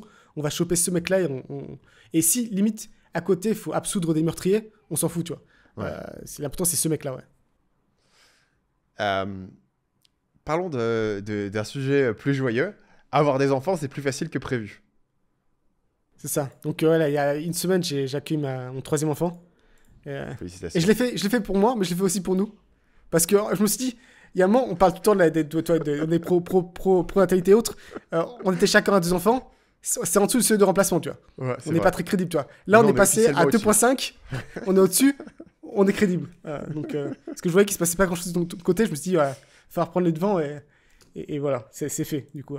Et du coup, un peu avant ça, j'avais lu un article de Nat Eliason, qui est un gars qu'on suit depuis très longtemps. Et en fait, il a créé un article sur Substack, genre, j'ai un truc comme 200-300 commentaires. Et le titre, c'est « Avoir des enfants était beaucoup plus facile qu'anticipé, que prévu ». Et ce qui est intéressant, je trouve, c'est qu'il y avait un bon tiers des commentaires qui étaient en désaccord. Et t'as un peu deux types de commentaires. T'as un peu les parents qui disaient « Bon, bah, ça n'a pas été si facile que ça pour moi, tu vois. J'ai eu cette difficulté-là, un truc. » Ça me paraît raisonnable, ça me paraît justifié. Mais après, t'as une partie des commentaires qui sont, et que tu trouves partout sur Internet, qui en fait, c'est un peu, c'est facile à dire pour toi. Et t'as un homme blanc hétéro, t'as les moyens, tu souffres pas d'handicap lourd, ton enfant est pas handicapé, et ainsi de suite, tu vois. Et ce que je trouve intéressant, c'est que ces commentaires, ça venait généralement, enfin, c'était assez clair, c'était pas des parents, tu vois. Donc tu sais pas pourquoi ils venaient comme ça au milieu, mais tu trouves ça un peu, j'ai l'impression, dans toutes les strates d'Internet, beaucoup de gens qui en fait, que tu rencontres d'ailleurs généralement pas dans un virel, tu vois, mais qui font une combinaison de trucs, généralement, c'est qu'ils ignorent un peu le bon sens, tu vois. C'est effectivement, tout le monde a bien conscience que si ton enfant il a un handicap lourd, ça va être plus difficile, tu vois. Il n'y a pas besoin de l'écrire 3 fois que je suis conscient que bref, tout le monde est au courant. Ils rejettent aussi toute forme de généralisation. C'est-à-dire que ils vont toujours te ramener à une exception, ce qui est aussi... et en fait, c'est impossible d'opérer dans le monde sans généraliser un peu, tu vois. Tu ne peux pas constamment rappeler toutes les exceptions possibles et imaginables. Et aussi un peu le côté... il y avait un tweet là-dessus, c'est une personne qui dit « J'aime les pancakes ». Et donc la personne répondait, c'est-à-dire que pourquoi tu détestes les crêpes, tu vois. Un peu cette logique aussi qui n'a pas trop de sens. Et je trouve ça fascinant. Je me demande d'où ils viennent en fait, tous ces gens qui en fait veulent vraiment un peu propager leur misère, tu vois. Et en fait, ils veulent pas que tu... Parce que Nat Eliason, ça sent que le mec il est reconnaissant pour tout ce qu'il a, tu vois. Il est conscient qu'il a beaucoup de chance. Mais en fait, ils veulent pas juste qu'il soit reconnaissant, ils veulent qu'ils se sentent un peu coupables, tu vois. Un peu honteux d'avoir tout ça, alors que d'autres ont moins. Ce qui en soi est pas un concept très utile. Maintenant que j'ai un peu... en fait, maintenant, tu remarques que c'est un peu partout, ce genre de truc, quoi. Je sais pas où j'en vais avec ce point-là, mais ça m'a marqué. Est-ce que tu vois ça un peu partout, toi aussi? Ouais, tu vois ça. En fait, t'as une personne qui explique son vécu, et les autres qui vont lui dire bah ouais, mais ça concerne que toi. Enfin, oui, tu vois ce que je veux dire. C'est ton expérience. Forcément, n égale 1, enfin, c'est ton expérience personnelle, donc tu la partages. Voilà. Lui, quand il généralise, il dit avoir des enfants a été plus facile que prévu. Donc, prévu par moi, ça a été plus facile pour moi. Il a pas écrit avoir des enfants, c'est facile. Et si vous comprenez pas ça, vous êtes con. Tu vois, je sais pas, il partage son expérience personnelle qui, pour le coup, va contre. Tu vois, c'est pas trivial, ça va contre l'attente. Et justement, il dit c'est plus que prévu. Donc, même moi, je pensais que ça allait être plus dur que ça. Donc, il partage son expérience. Mais les gens ont l'impression que si une personne dit quelque chose, forcément, ça généralise. Donc, en fait, tu vois, dès que quelqu'un dit une affirmation, tu peux imaginer que devant, ils ont dit « je pense ». Je pense que X, bah, c'est pour ça que je le dis, tu vois. Mais si à chaque fois que tu dis une phrase, tu dis virgule, pour moi, virgule, selon mon expérience, en fait, tu vas nulle part, quoi, tu peux rien expliquer. Donc, voilà, le fait de pas comprendre la différence entre une personne qui te partage son expérience et qui te dit ce que lui, il a vécu et les leçons qu'il en a tirées, etc., versus une personne qui te dit comment vivre ta vie. En fait, tu vois, je pense qu'il y a un côté où ils projettent leur misère et il y a un côté où eux, ils ont l'impression qu'on leur fait la leçon, mais en fait, c'est dans leur tête. Tu vois, ça, pour le coup, c'est une projection où en fait, comme ils se sentent mal sur un truc, ils ont l'impression qu'on leur fait la leçon. Pour moi, c'est vraiment le même truc où j'avais fait une vidéo, tu vois, où je parlais de la détox de dopamine. C'est drôle parce qu'il y a vraiment ça où les gens se sentaient attaqués, tu vois. Ils disent, non, mais tu comprends. Moi j'ai besoin de. Tu comprends pas, mais c'est parce que j'ai besoin de faire la veille. Mais non, mais sinon, j'aurais aucune vie. Tu vois. À aucun moment, j'ai dit que tu devais faire la même chose. J'ai juste fait une vidéo où je te raconte une expérience chelou. À aucun moment.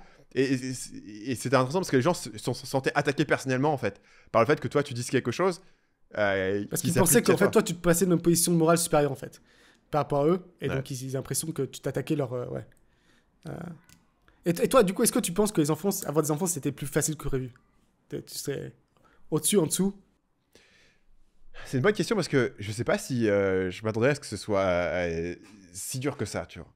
Est-ce que tu as beaucoup anticipé? Ouais, pas tant que ça, en fait. Bah, pas tant que ça. En fait moi, j'avais ce truc où je me suis dit, en fait, c'est bon, j'ai la bonne personne et puis j'ai aussi assez de moyens pour avoir des enfants. Je pense que c'est vrai que je pensais que ça allait plus changer le quotidien que ça, tu vois. Tu te dis, ok, je pourrais plus faire la même chose et tout. Et je pense qu'il y a une confluence de deux facteurs, c'est que en même temps que tu as des enfants, en fait, tu vieillis aussi un peu, tu vois. Donc il y a une réalité où quand j'avais 22 ans, peut-être que je sortais me mettre des cuites avec mes potes et j'allais en boîte et tout, et qu'aujourd'hui je le fais plus. Mais avoir des enfants ou pas, ça n'a pas changé le fait que maintenant, tu vois, j'ai plus de 30 ans et à l'époque, j'avais 22 ans, tu vois. Donc, il y a ce côté, en fait, les enfants, bah, finalement, t'as envie d'avoir une vie un peu plus rangée, t'as ta routine, tu bosses, tes enfants vont quand même à l'école et ça. Donc, il y a un côté où ça change pas tant ton quotidien que ça. À partir du moment où tu t'adaptes, tu vois. Ça, je pense que ça m'avait surpris. Notamment, je me souviens, dans la première année où ma fille était née, j'avais checké mes heures de travail et en fait elles avaient un peu monté par rapport à l'année précédente, quoi. Donc j'avais bossé un chouïa plus que l'année précédente et donc en fait ça m'avait pas pris tout mon temps, c'était pas si intense que ça. L'autre truc où j'étais positivement surpris, c'est vraiment tout le truc du sommeil où je pense que là-dessus il y a vraiment un biais de négativité où il y a certains enfants qui dorment très mal et pendant très longtemps. Donc il y a des enfants genre jusqu'à 1 an, ils font pas leur nuit et tu travailles pendant 1 an, tu vois, c'est démentiel. Mais au départ, je pense que c'est aussi une excuse, tu vois. En fait, toi, si tu veux skip un entraînement de je sais pas quoi, de sport, c'est facile de dire « Ah, cette nuit, j'ai pas pu dormir, les enfants, ils ont été infernaux. » Donc, je me demande à quel point les gens utilisent aussi beaucoup ça comme excuse. Ou quand t'es au bureau, t'es pas au top, tu peux dire « Ouais, les enfants, ils ont été vraiment très durs. » Et du coup, pas trop te reprocher ça, tu vois. Mais il y a aussi le côté où tu as aussi 5% des enfants dorment pas pendant longtemps. Bah forcément, tu vas en entendre beaucoup parler, tu vois. Et en fait, tu te rends pas compte de la plupart du temps, la plupart des enfants font leur nuit beaucoup plus vite que ce que tu penserais, ou presque, tu vois, ou se réveillent 1-2 fois et tu leur donnes juste un biberon et c'est reparti. Et tu vois, si ton enfant se réveille 2 fois dans la nuit, tu donnes un biberon, bah ça veut juste dire que pour dormir tes 8 heures de sommeil, ça va te prendre 9 heures où tu es au lit, mais tu te réveilles 2 fois. Mais en fait, le bébé, il dort pendant genre 12 heures de toute manière. Donc, en fait, tu as largement le temps de dormir et c'est OK. Et ça, je pense que cet élément-là, il est voilà. Ça c'était... Je me rendais pas compte, en fait, d'à quel point tu pouvais, jeune, sleep train les enfants. Et un autre truc dont je me rendais pas compte, c'est à quel point ça devient de plus en plus facile. En fait, pour moi, le moment vraiment fatigant, compliqué, c'est entre le moment où l'enfant commence à marcher et le moment où il a assez de cervelle. 1 an et 3 ans. pour pas se jeter dans les escaliers. Probablement, ouais. Probablement entre le moment où il va marcher entre 9-10 mois et peut-être jusqu'à 2 ans. Voilà. C'est pas à quel point il est stupide. Ça peut durer plus ou moins longtemps. Ouais, tu vois, mon fils a 3 ans aujourd'hui. Tu vois, t'as pas besoin de le surveiller à H24. Il va aller tout seul, aller chercher un jouet dans sa chambre, revenir. Le matin, quand il se réveille, je l'entends parler. En fait, il est en bas en train de jouer avec ses camions tout seul. Si au bout d'un moment on n'arrive pas, il va aller nous réveiller. Mais en fait, tu vois, il est. Donc il y a un truc où, à un moment donné, où quand ils sont tout petits, ils dorment beaucoup. Et puis tu les poses quelque part, ils bougent pas, donc tu peux faire un peu ce que tu veux. Il y a un moment, je trouve, où ça devient stressant, où tu as l'impression de devoir être en vigilance permanente. Mais ce truc-là, il dure pas très longtemps. Et en fait, année après année, ils deviennent de plus en plus indépendants. Donc à 3 ans, ils peuvent jouer tout seuls, ils peuvent faire leur truc. À 4 ans, ils vont commencer à pouvoir regarder des livres, etc. Et en fait, même maintenant, ma fille, elle a 5 ans. Et en fait, tu l'amènes au parc et elle va jouer. Et en fait, toi, t'es assis, t'as rien à faire, quoi. Donc, et ça arrive beaucoup plus vite que ce qu'on croit, en fait. Je suis d'accord. Bon, moi, je suis après comme ça, parce que j'avais pas trop anticipé négativement plus les enfants, donc j'avais pas de gros a priori négatifs sur la difficulté. Mais globalement, ça a été quand même peut-être un peu plus facile, effectivement, par rapport notamment à tout ce qui est sommeil. Et aussi un truc, pour moi, qui fait une grosse différence, c'est que les bébés, encore une fois, pendant que t'as un bébé qui a des grosses coliques, des gros problèmes, en fait, les bébés, ils dorment environ 22 heures sur 24, tu vois. Donc, en fait, les débuts, pour la mère, c'est plus compliqué parce qu'elle doit quand même allaiter ou potentiellement tous les 3 ans, donc ça, c'est dur. Mais autrement, encore une fois, ils dorment non-stop. Là, ma fille, elle a une semaine, elle passe littéralement, je pense, 22h30 sur 24 à dormir. D'ailleurs, ce que je pense... Et objectivement, c'est très facile de s'occuper d'un bébé, en fait. Ouais, c'est couche, c'est manger un peu fastidieux parce qu'il faut changer les couches et tout. Couche, biberon, et c'est tout, quoi. Tout. Et en fait, tu sais, dans le film américain, t'as toujours le truc où le bébé, il pleure, ils savent pas pourquoi. Moi, ça m'est jamais arrivé. Si le bébé, il pleure, tu lui donnes son biberon, tu changes sa couche, et en fait, 100% des cas, ça marche, quoi. Donc, à ce côté, en fait, objectivement, c'est assez facile, quoi. Je pense que t'as quand même effectivement un bébé sur 10 qui peut... J'ai connu des bébés qui, effectivement, peuvent pleurer parce qu'il a des coliques. Ouais, peut-être. Tu peux avoir effectivement cette expérience, mais encore une fois, dans un film, c'est plus dramatique. Si un bébé qui pleure et que la mère un peu plus que si juste le bébé il dort 23 sur 24, ça va être un peu chiant, quoi. Et d'ailleurs, pour ça, moi, j'ai un avis assez tranché là-dessus. Je pense qu'on devrait totalement jarter le congé paternité et le remplacer par du télétravail, en fait. Parce que, objectivement, t'es le père... non, mais les premières semaines, t'es le père, le bébé il dort 23 sur 24, tu vas faire quoi, tu vois? En fait, du coup, c'est parfait, tu vois, t'as le bébé qui est à côté, tu peux le voir, tu peux passer du temps avec, tu travailles sur ton ordi, c'est impeccable, tu vois. Et le plus tôt, on est d'accord, en fait, le bébé a besoin l'enfant a besoin de beaucoup plus de surveillance quand il a 1 an, entre 1 an et 2 ans, tu vois. Donc, peut-être tu pourrais limite reporter du temps là-dessus, sur ces périodes-là, tu vois. Mais qu'en réalité, ce qui est dur avec dans les premières semaines, c'est effectivement si tu pars à 7h du matin, tu vas à 7h du soir, tu ne vois quasiment pas ton enfant, c'est ça qui est un peu nul, tu vois. Mais en tant que tel, toi, le fait que les 6 premiers mois, je crois que c'est en Suède, il y a un congé paternité de 6 mois. Qu'est-ce que tu fous pendant 6 mois? Je sais pas trop, quoi. Tu passes beaucoup de temps avec l'enfant, c'est très bien, mais encore une fois, ce serait pas très compliqué de travailler juste à côté, quoi. Un truc peut-être que j'ai sous-estimé quand même, c'est que autant j'ai dit pas mal de fois que je pense que l'argent n'est pas un facteur déterminant pour décider d'avoir des enfants au final, pour la plupart quand tu regardes un peu les actions, les décisions des gens. Par contre, je pense qu'une fois que tu en as, c'est comme un énorme avantage à plein de niveaux. Je pense déjà que ça retire beaucoup de stress au niveau du couple et même de l'enfant. Je me rappelle quand mon fils avait genre 2 ans, il avait cassé notre porte. Littéralement, je sais pas comment il s'était débrouillé, on a une porte vitrée, il l'a pété. Et je crois que ça a coûté un truc comme 200 €. Et moi, toi, ça m'a fait une anecdote marrante, tu vois. Alors que j'imagine que c'était déjà découvert pour le mois et que tu as sorti à 200 €, t'as peut-être envie de lui mettre une claque, peut-être qu'il y aura une dispute de couple, pourquoi tu l'as pas surveillé. Et donc, c'est tous ces petits trucs. D'ailleurs, il m'a aussi pété un MacBook. Il est quand même chez mon fils, tu vois. Et pareil, tu vois, le fait que je sache que je puisse juste racheter un MacBook, ça aide quand même, comparé à si c'était tendu financièrement. Même, tu vois, même, je pense beaucoup, par exemple, aux écoles privées. Si t'es ric-rac, niveau thune, l'école privée, ça te met de la pression chaque année, tu vois. Tu te dis, putain, il va falloir pouvoir payer. Sinon, les enfants en école privée, en école publique, taille, tu vois. Ce qui est quand même un gros changement. Je pense aussi le fait de pouvoir avoir des nounous, c'est incroyable, quoi. C'est vraiment le plus gros truc game changer. Pareil, commander la nourriture, pas avoir beaucoup à cuisiner, éviter les tâches ménagères, tout ça, encore une fois, ça réduit, je pense, de beaucoup le stress potentiellement dans le couple. Et même les trucs à la con, tu vois. Nous, je n'achète le meilleur lait apparemment au monde, qui coûte un prix absurde. Mais j'étais là, bon, bah d'accord, si c'est ce lait qu'on veut, on prend ce lait. Alors que si d'un coup, tu dois choisir, ça change un peu les choses. Un autre truc aussi, c'est que pour une famille qui a des moyens financiers normaux, pouvoir faire des voyages longue distance, ça devient quasi impossible. Parce qu'en fait, les enfants, ils prennent des billets d'avion normaux. Les logements, ils doivent s'agrandir autres. Ça coûte vite très, très cher. Donc, c'est un avantage. Et le dernier truc que je pensais quand même aussi, peut-être le plus important, c'est que je pense aussi le fait pouvoir avoir beaucoup d'espace, donc d'avoir une maison assez grande. Pareil, je pense que ça diminue beaucoup le stress. Ça peut être à chacun de pouvoir un peu s'isoler, d'avoir de l'espace. Ce qui n'est pas le cas si tu n'as pas les moyens. Si tu vis dans un appart de 30 mètres carrés à 4, je peux comprendre comment ça peut vite être un peu plus saoulant. Et du coup, en fait, je vois seulement deux négatifs. Un que j'avais anticipé, mais qui en fait est un peu différent de ce que je pensais, dans le sens où tu perds en liberté, mais un peu comme toi, au final, c'est plus auto-imposé qu'autre chose, tu vois. En réalité, je pourrais partir une semaine, 2 semaines comme ça, mais dès que je pars quelque part, en fait, au bout de 2 jours, j'ai envie de rentrer. Donc en fait, c'est un peu un truc que j'ai perdu, mais pas parce que je suis forcé, juste parce que maintenant, ce qui me plaît le plus, c'est de rester avec les enfants. Par contre, le truc que j'ai pas anticipé, c'est que ça te rajoute comme une bonne... Moi, en tout cas, ça me rajoute une bonne source d'anxiété. Quand tu te sens responsable du bien de tes enfants et tu sais que tu n'as pas un contrôle absolu dessus, tu vois. Qu'il peut arriver plein de choses et que tu ne pourras pas toujours être là. Et donc moi, ça me rajoute une petite anxiété en plus, qui est peut-être le seul point négatif réel pour moi et le seul aussi que je n'avais pas vraiment anticipé, quoi. Est-ce qu'on parle du gars qui est riche et il ne sait pas quoi faire de sa vie? On va le faire rapidement. C'est un gars qui est... il s'appelle Vinay. C'est quoi son nom de famille? L'Indien. Vinay. Et donc, c'est un Indien qui est le cofondateur de Loom. Donc, pour le coup, une application que beaucoup de gens connaîtront, le truc pour filmer son écran et faire des petites vidéos. Vendu pour presque 1 milliard. À Atlassian, un peu un conglomérat de différentes boîtes de logiciels. Il travaille là pendant quelques temps et puis en fait il quitte Atlassian avant d'avoir l'ensemble de ses parts qui ont veste. Donc il laisse 60 millions sur la table en quittant Atlassian.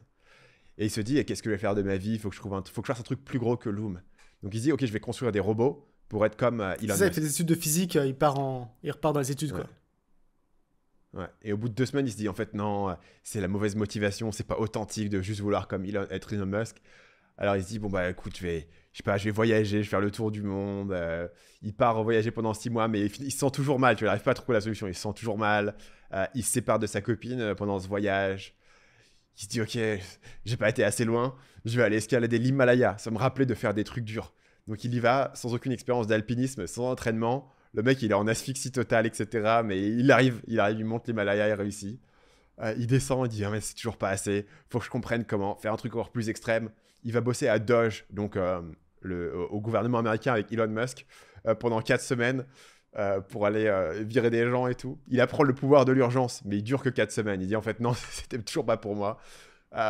Donc il va à Hawaï étudier la physique et il se dit voilà, après ça je vais faire une boîte qui va faire des vrais trucs et peut-être que je ferai jamais un truc aussi grand que Loom, mais peut-être que je trouverai un autre sens. Et donc cet article s'appelle vraiment je suis riche et j'ai aucune idée de quoi faire avec ma vie. Et je trouve que ce qui est intéressant, c'est que parfois, tu as un peu ce mindset de dire j'ai cet objectif. L'objectif, il est tellement gros qu'en fait, il t'aveugle à tout ce qui se trouve après. Et quand tu atteins ton objectif, tu te rends compte que la vie n'est pas terminée en fait. C'est pas comme dans un film où le film, quand le film il est fini, il se finit. Tu vois, imagine, genre, dans Star Wars, un mec il a sa médaille et puis après, ça continue. Et il est là, il fait du coup, je fais quoi demain quoi? 1 an après, il fait quoi, Luke Skywalker, tu vois? Il a plus de méchants à combattre, c'est ce qu'il fait. Il est là, il profite de la vie, qu'est-ce qu'il fait, tu vois? Et moi, j'ai vraiment eu cet effet ultra fort. Et je pense que beaucoup de gens l'ont quand tu fais les concours en école de commerce. Et parce que tu as vraiment ce truc pendant 2 ans, en fait, à un point où quand tu es en entretien pour rentrer en école de commerce, ils vont te demander voilà, pourquoi tu veux rentrer en école, qu'est-ce que tu vas faire après? Toi, tu n'as aucune idée. Tu n'as jamais parlé à une seule personne qui a fait. Tu vois, tu n'as aucune idée de ce que tu vas faire. Tu vas dire conseil, tu vois. Tu ne sais même pas ce que ça vetu dire, le conseil. Tu n'as pas la moindre idée de ce que tu vas faire. Parce que pour toi, le seul truc qui compte, c'est avoir le moment où tu auras la lettre qui te dit que tu rentres. Et tu es tellement audible, tu penses à rien d'autre au-delà de cet objectif, qui est dans 2 ans. Et le jour où l'objectif se pose, tu es dans une crise énorme. Et les gens en première année dans ces écoles-là, ils tombent dans l'alcool et tout parce qu'en fait, ils se rendent compte que ils vont obtenir leur objectif et en fait, ils ont toute leur vie devant eux. Et là, je pense qu'il y a vraiment ce truc-là. Et je pense qu'il y a le truc qui est encore plus dur. C'est quand tu as fait un truc qui a un énorme succès, quand tu as vendu ta boîte pour 1 milliard, et tu dis objectivement, il y a peu de chances que j'arrive à reproduire un truc beaucoup plus gros. Et donc, en fait, à partir de maintenant, je suis sur une trajectoire descendante, en tout cas d'un point de vue business.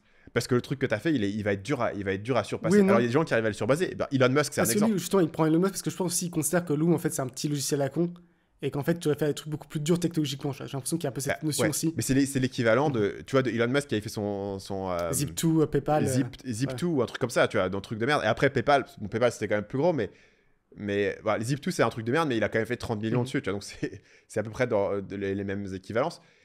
Et effectivement, Elon Musk, il a systématiquement pu aller faire un truc encore plus gros.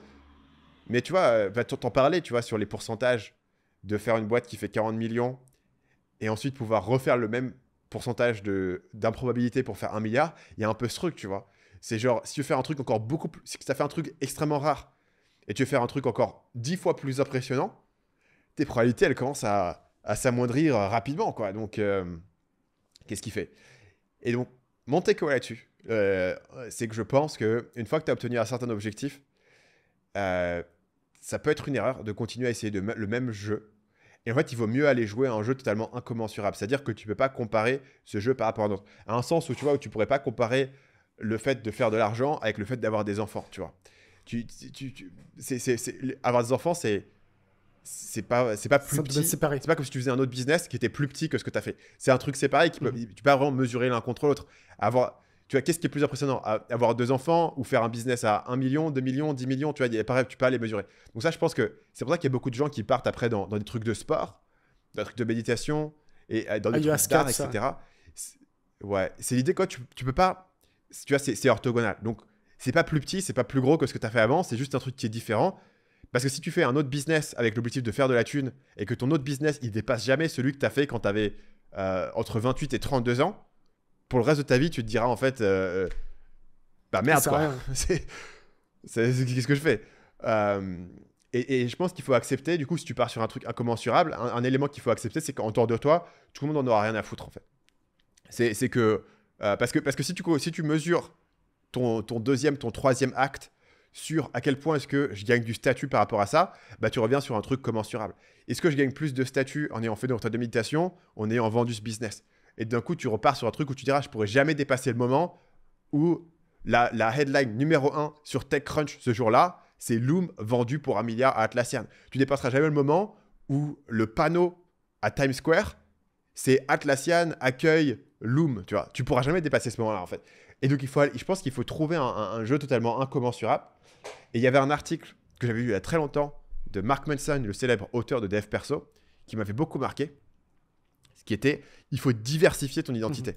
C'est que si toute ton identité, elle est dans un seul vecteur, le problème, c'est que si ce vecteur, il marche plus, d'un coup, tu as l'impression d'être une sous-merde. Mais si ton identité, tu as ton business, tu as le sport, tu as tes enfants, tu as différents trucs, en fait, si l'un d'eux se passe moins bien, en fait, tu en as d'autres sur lesquels te reporter et te dire, en fait, c'est bien. Tu n'es pas indexé sur un seul vecteur. Donc, potentiellement, tu auras moins des pics d'ecstasy où tu dis, je suis le roi du monde, mais tu auras moins des pics en disant, en fait, je suis une merde, et parce que tu seras plus diversifié, quoi. Comme si tu avais un portfolio diversifié. Et je pense que c'était une très bonne métaphore et un truc très, très fort. Et lui, le contexte dans lequel il donnait ça, c'est intéressant, c'était dans le contexte de la séduction, en fait. C'est un peu comme le business, tu vois. Il y a des mecs qui sont vraiment tellement intéressés par la séduction et rencontrer des filles que quand ça se passe bien pour eux, ils disent « je suis un beau gosse, je suis trop fort, etc. » Mais dès que ça commence à mal se passer, en fait, ils perdent totalement confiance parce que c'est leur seul truc. Alors que les gars qui ont en fait différents éléments, et en fait, ils dépendent pas de l'approbation des femmes à un moment X. En fait, ils sont beaucoup plus droits dans leurs bottes et finalement, ça marche beaucoup mieux pour eux parce qu'ils sont pas autant en désespoir, quoi. C'est la même chose qui se produit c'est mon take là. sur les. C'était en fait quand j'ai regardé quand j'étais mes études les taux de suicide, c'était un truc en cours d'éco, et quand en fait tu combinais les hommes qui avaient un divorce et qui perdent leur boulot, c'était largement plus, leur taux de suicide était largement plus élevé que ce que tu pourrais s'attendre à avoir chacune des caractéristiques, parce qu'en fait tu combinais, je pense, mon expression maintenant plus tard, c'est en fait ils perdent 2 pans de leur identité d'un coup, tu vois. D'un côté ils sont divorcés, donc ils perdent leur côté père de famille, marié, peu importe, et de l'autre ils perdent aussi leur boulot qui est aussi une grosse part d'identité, donc en fait ils ont plus rien, tu vois. Alors que si tu gardes au moins 1 sur 2, si t'es via ton boulot mais t'as encore ta famille, bah t'as une responsabilité, t'as encore une place. Si t'as divorce, bah potentiellement tu peux te raccrocher un peu à ton boulot, mais en fait perdre les deux en même temps, c'est ça qui est très, très compliqué, quoi. Donc je suis d'accord. Et je pense que le facteur de je suis start-upper et je vais grinder pendant 7-8 ans sur un truc, bah, c'est qu'en fait, t'as rien d'autre, quoi. Et je pense que beaucoup de cette idée de la dépression des gens qui vendent, etc., c'est aussi beaucoup drivé par des gens qui sont dans cette culture-là où effectivement, tu compresses des années de travail en un temps très court, mais du coup, tu n'as juste pas beaucoup de diversification au-delà de ça. Et que quand cette pierre-là, elle se retire, ça crée un énorme vide, quoi. Enfin, je pense que c'est beaucoup plus dur que ce que les gens imaginent. Et tu dis, ouais, t'es riche, t'as qu'à faire des trucs. En fait, le mec, il se lève, il avait pendant des années un rapport très clair entre ses actions et ses résultats. Il fait un truc, il a un résultat, il a un feedback. D'un coup, il fait des choses, il n'y a aucun feedback, il n'y a rien. Il ne comprend pas pourquoi il les fait. Il ne sait pas sur quoi il se mesure. Pendant des années, il avait un chiffre très clair qui était peut-être sa valorisation ou alors son chiffre d'affaires. Il a plus de moyens de mesurer. Il ne sait pas pourquoi il le fait, il ne sait pas ce qu'il fait. Il flotte, il se dit qu'est-ce que je suis censé faire. Je suis censé aller faire une retraite d'ayahuasca, je suis censé aller faire le tour du monde. Il fait le tour du monde, il arrive, il regarde le Taj Mahal, il se dit ok, bah le Taj Mahal, tu vois, il a pas je pense, je comprends très bien en fait. C'est un truc, c'est un truc. J'ai beaucoup d'empathie en fait pour ce truc-là. Avec le titre le moins, en un sens, tu vois, c'est le titre potentiellement avec lequel les gens auraient le moins d'empathie possible. Je suis riche, je sais pas quoi faire de ma vie. Et au contraire, moi, je trouve que je vois exactement en fait ce que le mec peut vivre. En parlant de sens de la vie, est-ce qu'on veut parler de la tier list des religions pour entrepreneurs? C'est ça, parce que j'ai reçu un email d'une personne qui m'a dit qu'il serait intéressé que je fasse une tier list des meilleures religions pour entrepreneurs. Donc voilà, si vous êtes actuellement agnostique ou athée, et que vous le mec dites... c'est exactement à qui s'adressait, quoi. C'est incroyable, quoi. Il a trouvé la personne au monde le plus qualifiée pour faire cette réponse. Ça, et si votre but c'est vraiment de maximiser votre succès financier sur cette terre, et que vous dites mais quelle spiritualité peut mener à ce résultat très spirituel, j'ai la liste pour vous. On va commencer en décroissant, donc des pires aux meilleurs, d'accord. Donc on va commencer en F tier, donc le pire, la communauté Amish. Vraiment, là je pense que ça bloque pas mal. Le problème en fait c'est qu'il y a un blocage de l'arbre technologique, tu vois. Et une fois que ça a bloqué, c'est compliqué. Je connais pas beaucoup d'Amish très fortunés. Donc là c'est vraiment à éviter. Très bien par contre en termes de fertilité, gros bonus, gros boost. Plus 4 au moins sur le nombre d'enfants. Mais en termes de succès financier, c'est plus limité. En E-tier, j'ai mis animiste. Au sens où je connais pas beaucoup d'animistes qui ont beaucoup d'argent. Je pense qu'il y a peu de débouchés. Je pense qu'il y a peut-être quelques dictateurs africains dans le lot, quelques marabouts. Mais au-delà, je pense que ça devient très compliqué. Donc je recommande pas. Maintenant, on rentre un peu dans les plus grosses religions. En tier, je pense qu'il y a l'islam. Gros problème, c'est qu'il n'y a pas de droit d'usurie, ce qui est quand même assez embêtant pour le capitalisme. Bonus, ils ont quand même chopé le bonus ressources pétrole. Et ça les a bien aidés, ça les a bien débloqués. Donc ça dépend où est-ce que tu es exactement en tant que musulman, quoi. Dans quel pays, comment tu as eu de la chance d'un point de vue géographique. En 7 tiers aussi, j'ai mis catholicisme et bouddhisme parce que sur le papier, comme ça célèbre la pauvreté, tu vois. Dans les deux cas, toi, le Bouddha ouais. qui a renoncé aux joies matérielles et le catholicisme, je crois que c'est quoi l'expression, ce sera une personne riche sera plus vite d'entrer au paradis qu'un truc. Ce sera plus facile pour un chameau de passer par l'œil d'une aiguille que pour un riche à entrer au paradis. Ce qui tu vois, c'est pas de l'esprit d'abondance, ça, je trouve. C'est quand même assez contraignant.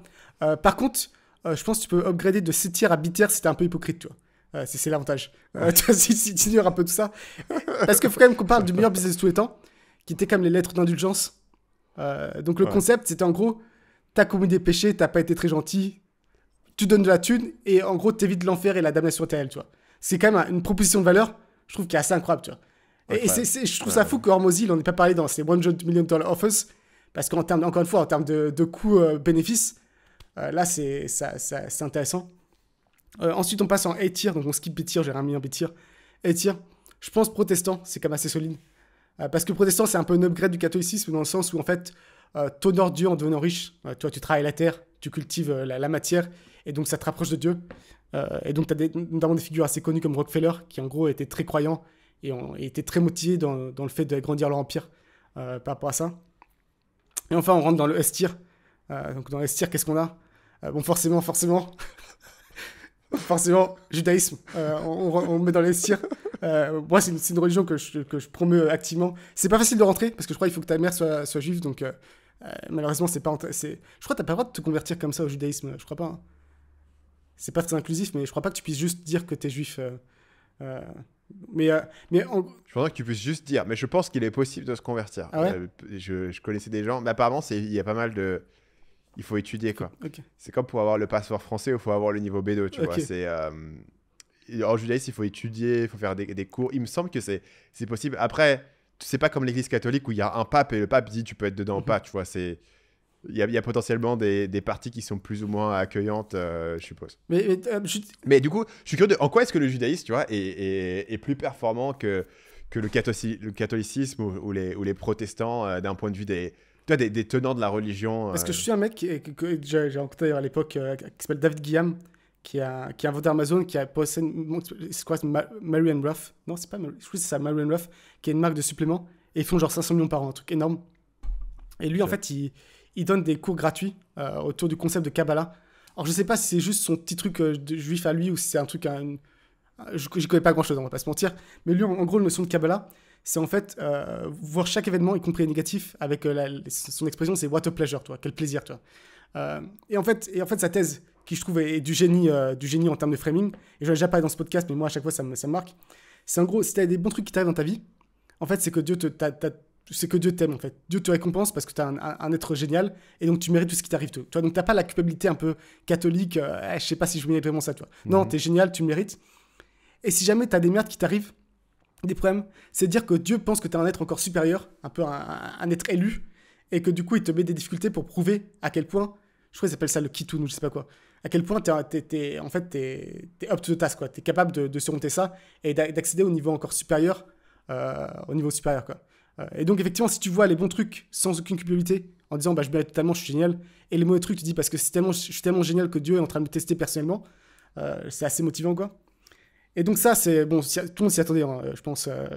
Et après aussi, objectivement... Il nous en manque un dans le S-tier.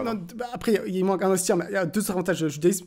Bah, forcément, le droit de l'usurie qu'ils avaient, qui les a beaucoup enrichis pendant le Moyen-Âge et autres, et qui fait aussi qu'ils n'étaient pas très populaires, parce qu'en gros, on leur doit de l'argent, et généralement, t'aimes pas trop les gens au prix que tu... Mais c'était pas un peu parce que, en fait, les juifs étaient interdits de faire des métiers normaux, et d'un autre côté, les catholiques étaient interdits de prêter de l'argent. Ça, les musulmans aussi. Donc ça a créé une niche pour eux. Ça a créé leur niche. En fait, eux, ils pouvaient prêter de l'argent.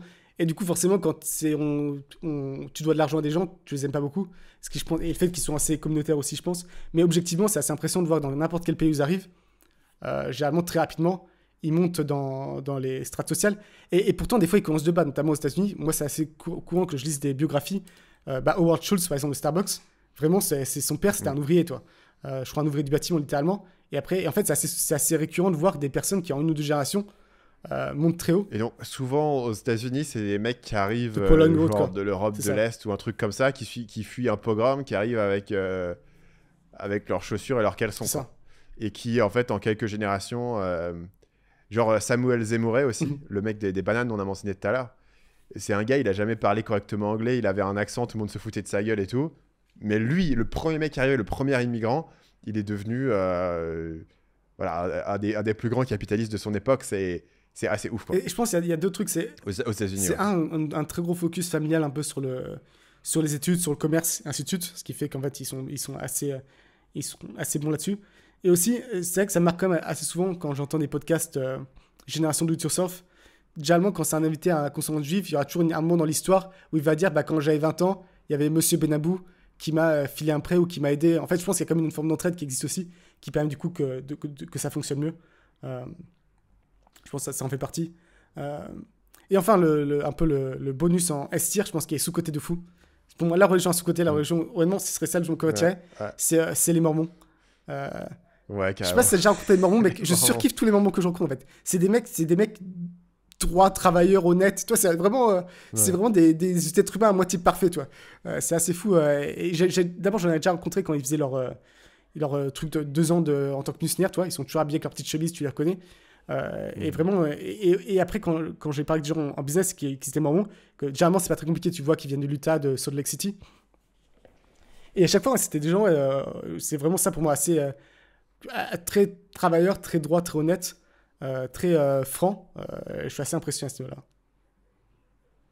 Et tu sais d'où vient la différence entre les Mormons et les protestants à moi. Est-ce que c'est les Mormons, c'est encore plus une plus petite communauté, ils sont plus soudés, du coup ils ont plus de valeurs qui sont appliquées. Il y a plus de restrictions, les Mormons ils ont pas le droit de boire du café, etc. Peut-être qu'il y a ce côté finalement, c'est juste une religion qui a... Mais en fait, Le Mormon moyen est plus religieux que le protestant moyen. Est-ce que c'est un c'est effet sûr, mais en comme fait, ça ce qui est intéressant au moment, c'est que en fait, ça a commencé, on peut toujours dire, c'est vraiment un culte total, tu vois. Alors, j'ai écouté un long podcast, il y a How to Take Over the World qui a fait un podcast sur le fondateur du mormonisme, mais c'est vraiment un truc un peu délirant, tu vois. C'est un culte où il emmenait tous les gens vers l'ouest, et donc pour finir arriver en Utah, il y a eu tout un truc où ils ont essayé de déclarer l'indépendance, c'était le bordel, ils ont failli se faire défoncer par les fédéraux, globalement, c'est quand même beaucoup dilué. De base, par exemple, la polygamie, c'est normal. Mais on a seulement certaines communautés qui pratiquent encore la polygamie.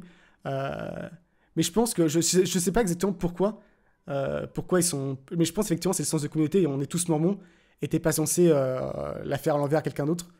Je sais pas d'où vient un peu ces notions un peu culturelles et ces valeurs-là. Mais en tout cas, ouais, elles sont assez présentes. Ils ont aussi mais je sais pas à quel point c'est assez lié. Et, ils attachent une grande importance à la généalogie aussi. C'est eux qui gardent la trace de la généalogie. Ils ont la plus grosse database au monde de généalogie. Ils ont aussi quasiment tous les Mormons donnent de l'argent à un pot commun où maintenant il y a des centaines de milliards, je crois, dedans. Donc il y a plein de trucs comme ça qui fait que malgré le fait qu'ils sont quand même une taille assez impressionnante, ils ont réussi à maintenir une certaine unité. Mais ça vaut le coup d'être. Non, c'est assez intéressant d'étudier comment tu arrives à ce résultat-là. C'est assez intéressant. Est-ce que nous, on peut devenir mormon? Est-ce qu'on peut créer une branche du mormonisme à Choumaï? Je suppose que oui, parce qu'ils ont des missionnaires tout le temps, en fait. Bah, c'est vrai, t'as raison. En fait, ils essaient de convertir. Ce serait chelou que... Donc, ils essaient de convertir des gens, donc tu peux. Parce que il y a toujours l'impression que le mormon, c'est vraiment un truc régional à Salt Lake. Non, parce que justement, ils essaient de recruter dans le monde. Et ça, c'est un truc assez intéressant, c'est que le mec de How to Take Over the World, il est mormon, justement. Et il disait qu'en moyenne, c'est à ton avis combien de convertis moyens par personne sur une mission de 2 ans? Ouais, je crois que c'est 2, il a dit. Littéralement, ils avaient à convertir 2 personnes. Ouais. Et ce qui est assez fou, en fait ce qui est intéressant, c'est que c'est totalement inefficace de faire ça. Mais en fait, je pense qu'ils considèrent que c'est une très bonne éducation pour les jeunes de les envoyer dans les différents pays. Et c'est pour ça notamment c'est un peu leur version du backpacking et du gap year. Et ça les force à être très bons. Ils sont généralement, notamment pour être très bons en sales, être très extrovertis, être capable de bien communiquer. Parce qu'effectivement, quand tu te prends 500 portes en 2 ans parce que tu essaies de convertir les gens de ta religion, ça te force à apprendre ces skills-là, quoi. Et notamment, notre ancien mormon, c'est Brian Johnson, qui cherche à vivre... lui qui a quitté, du coup, l'église parce qu'il était en désaccord avec pas mal de trucs. Mais ouais, il y a pas mal de... Un autre, forcément, qui est très connu, c'est Mitt Romney aussi. Donc, je pense que c'est pas une mauvaise religion pour s'enrichir. C'est quand même le but, hein, on rappelle, on revient à l'essentiel. Qu'est-ce que l'autre m'a raconté à être heureux tout à l'heure. Il a pas compris les trucs incommensurables, on s'en fout. T'as une update sur ta performance sportive que les auditeurs suivent avec attention. C'est longtemps que j'ai pas fait une update. La très bonne nouvelle, c'est que j'ai fait 58 secondes de 400 mètres. Et ça, je pense que je le battrai plus. À mon avis, c'est bon, j'ai topé niveau max de ma carrière. Ah ouais, t'es sur le déclin là? Ok. J'ai pas réessayé, mais à mon avis, je pourrais peut-être descendre 57, 56, 55, mais ça va être compliqué. Faut que moi, de 58 secondes, c'est quand même 4 fois 14,5 quoi. 4 fois des sprints à 14,5, c'est ça, ouais. Ce qui est quand même assez énervé. Honnêtement, essayer de le faire, c'est assez intense. Et encore une fois, je pourrais descendre un peu, mais pas de beaucoup. Donc moi, je tire quand même beaucoup de dopamine du fait d'éclater mes records, tu vois. S'il faut que je m'entraîne pendant 3 mois pour battre d'une seconde, ça va pas me motiver et je vais laisser tomber. Donc là...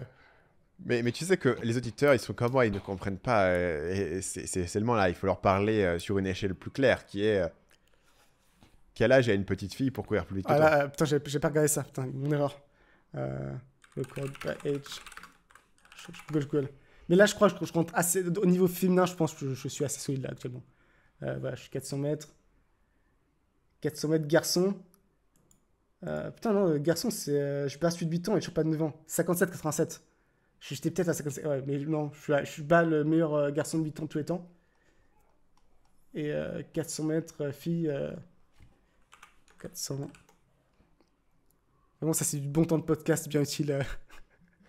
Bien important. Faut que t'apprendras à pas faire ton travail. C'était la question. Je suis bas à celle de 9 ans. 10 ans, elle a 57 secondes. Honnêtement, ce serait probable, tu vois, à terme. Mais voilà, si vous pensez que c'est facile à aller le faire. Et je me suis dit, bon, bah, c'est très bien de courir des petites distances comme ça, mais à un moment, il va falloir que je me mette aussi au sport d'ultra-endurance comme Stan. Et donc, je suis parti sur un 5K qui a 26-30. Et là, je sens que j'ai une plus grosse marge de progression. Toi, là, je sens qu'il y a encore de la marge. Et donc, c'est plutôt kiffant. Toi, tu fais un peu des 5K ou tu fais que du 10K ou si on sait rien? Ouais, non, je fais 10. Minimum. Donc, mon meilleur 5K, c'est vraiment juste la moitié du 10.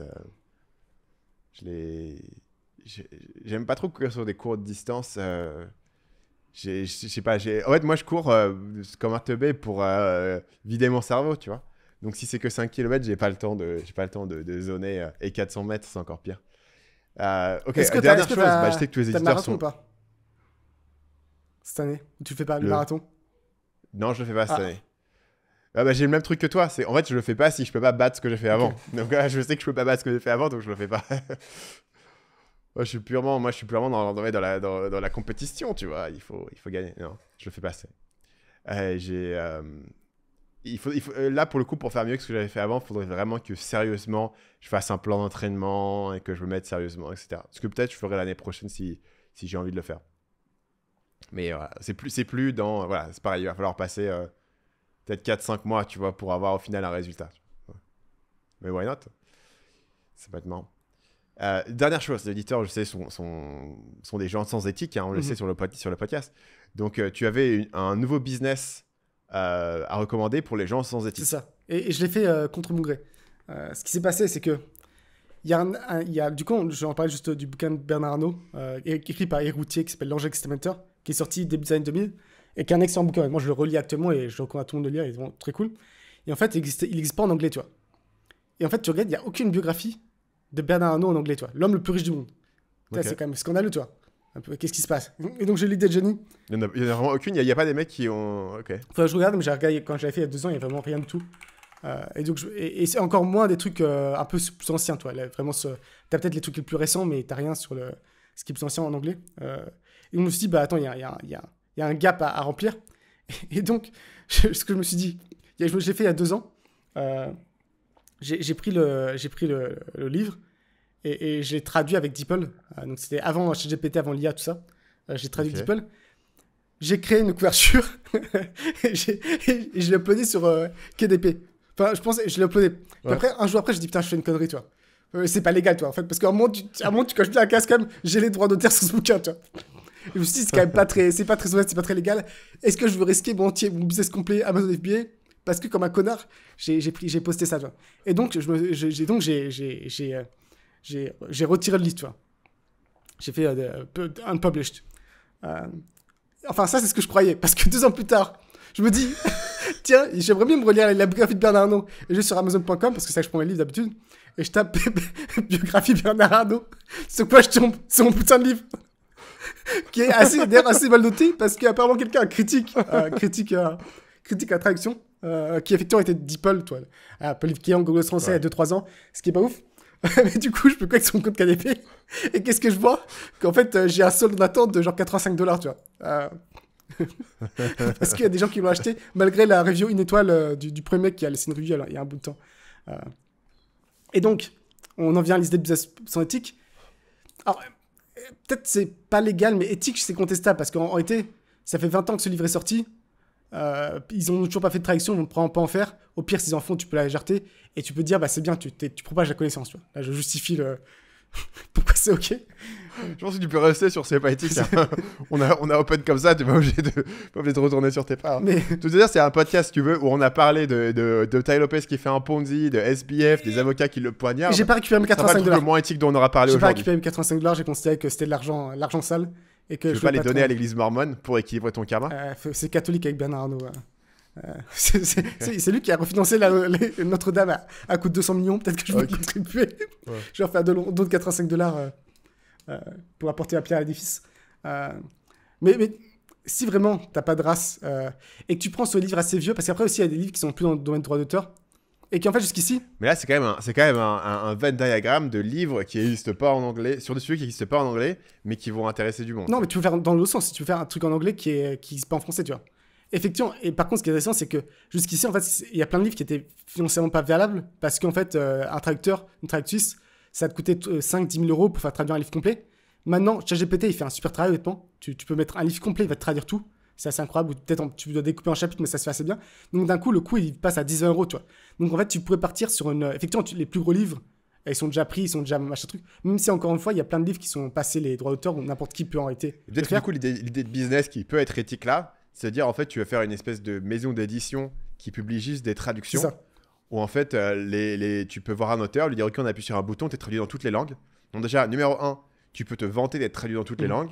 Numéro 2, bah, tu récupères de l'argent sur toutes ces langues facilement. Tu sais jamais. Tu sais, parfois, il y a un truc où il y a un auteur qui publie un livre, ça marche pas trop. Mais tu sais pas pourquoi. En Corée, son livre, c'est un énorme best-seller. Et tu dis, bah, vous attendez pas à des miracles, mais en fait, ça vous coûte rien. Et moi, je récupère 15%. Et en fait, tu as juste mis en place, tu as un développement logiciel, une pipeline pour traduire. Parce que si un auteur voulait le faire lui-même, il pourrait. Mais ce serait assez chiant. Ce serait pas mal de boulot manuel pour vraiment pas beaucoup d'argent. Si toi, tu as automatisé le truc, il y a peut-être à la longue traîne, une opportunité. Honnêtement, ça arrive souvent que je veux offrir des livres à ma grand-mère, tu vois, que j'ai bien aimé. Et en fait, ils sont qu'en anglais, tu vois, je peux pas l'offrir. Bah là, boum, tu as l'option. En plus, avec Amazon, tu as l'option publishing. Tu peux carrément faire imprimer le livre ensuite pour que la personne reçoive un livre physique. Et donc, encore une fois, je pense que il faut vraiment compter sur la longue tail, sur le fait que tu as un gros catalogue et que sur le temps, tu chopes des ventes. Mais honnêtement, c'est un truc qui, je pense, est faisable et potentiellement intéressant. Donc, effectivement, tu as ces deux trucs. C'est soit tu vas sur un livre dont les droits d'auteur expirés, et là, tu peux faire ce que tu veux, personne ne peut t'empêcher. Soit tu vas sur un livre où il y a encore les droits d'auteur, effectivement, il faut que tu contactes les auteurs en disant, bah voilà, je fais tout ça pour toi, je te file un chèque chaque année. Probablement, si le mec, il a publié depuis 10 ans et qu'il n'a jamais fait d'international, tu vois, il peut être intéressé. Pour lui, c'est zéro travail en plus. Encore une fois, il y a un peu le prestige de dire, bah, mon livre, il est en estonien. Estonien, c'est peut-être pas non plus prestigieux, mais c'est quand même intéressant. Mon livre est traduit dans 50 langues différentes, c'est assez stylé.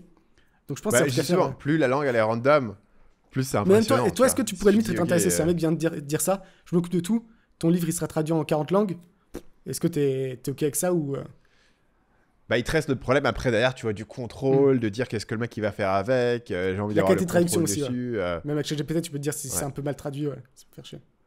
T'as toujours cette optique de contrôle, et puis après t'as cette optique de dire objectivement, sans promotion, le livre il va pas faire grand chose. Donc en tant qu'auteur, tu vois, tu te dis ça va pas faire énormément, mais ça peut être valorisant pour certaines personnes. Je pense qu'en termes de maison de publication, ce qu'il faudrait, c'est que tu aies du coup un catalogue qui est énorme et vraiment dans toutes les langues possibles.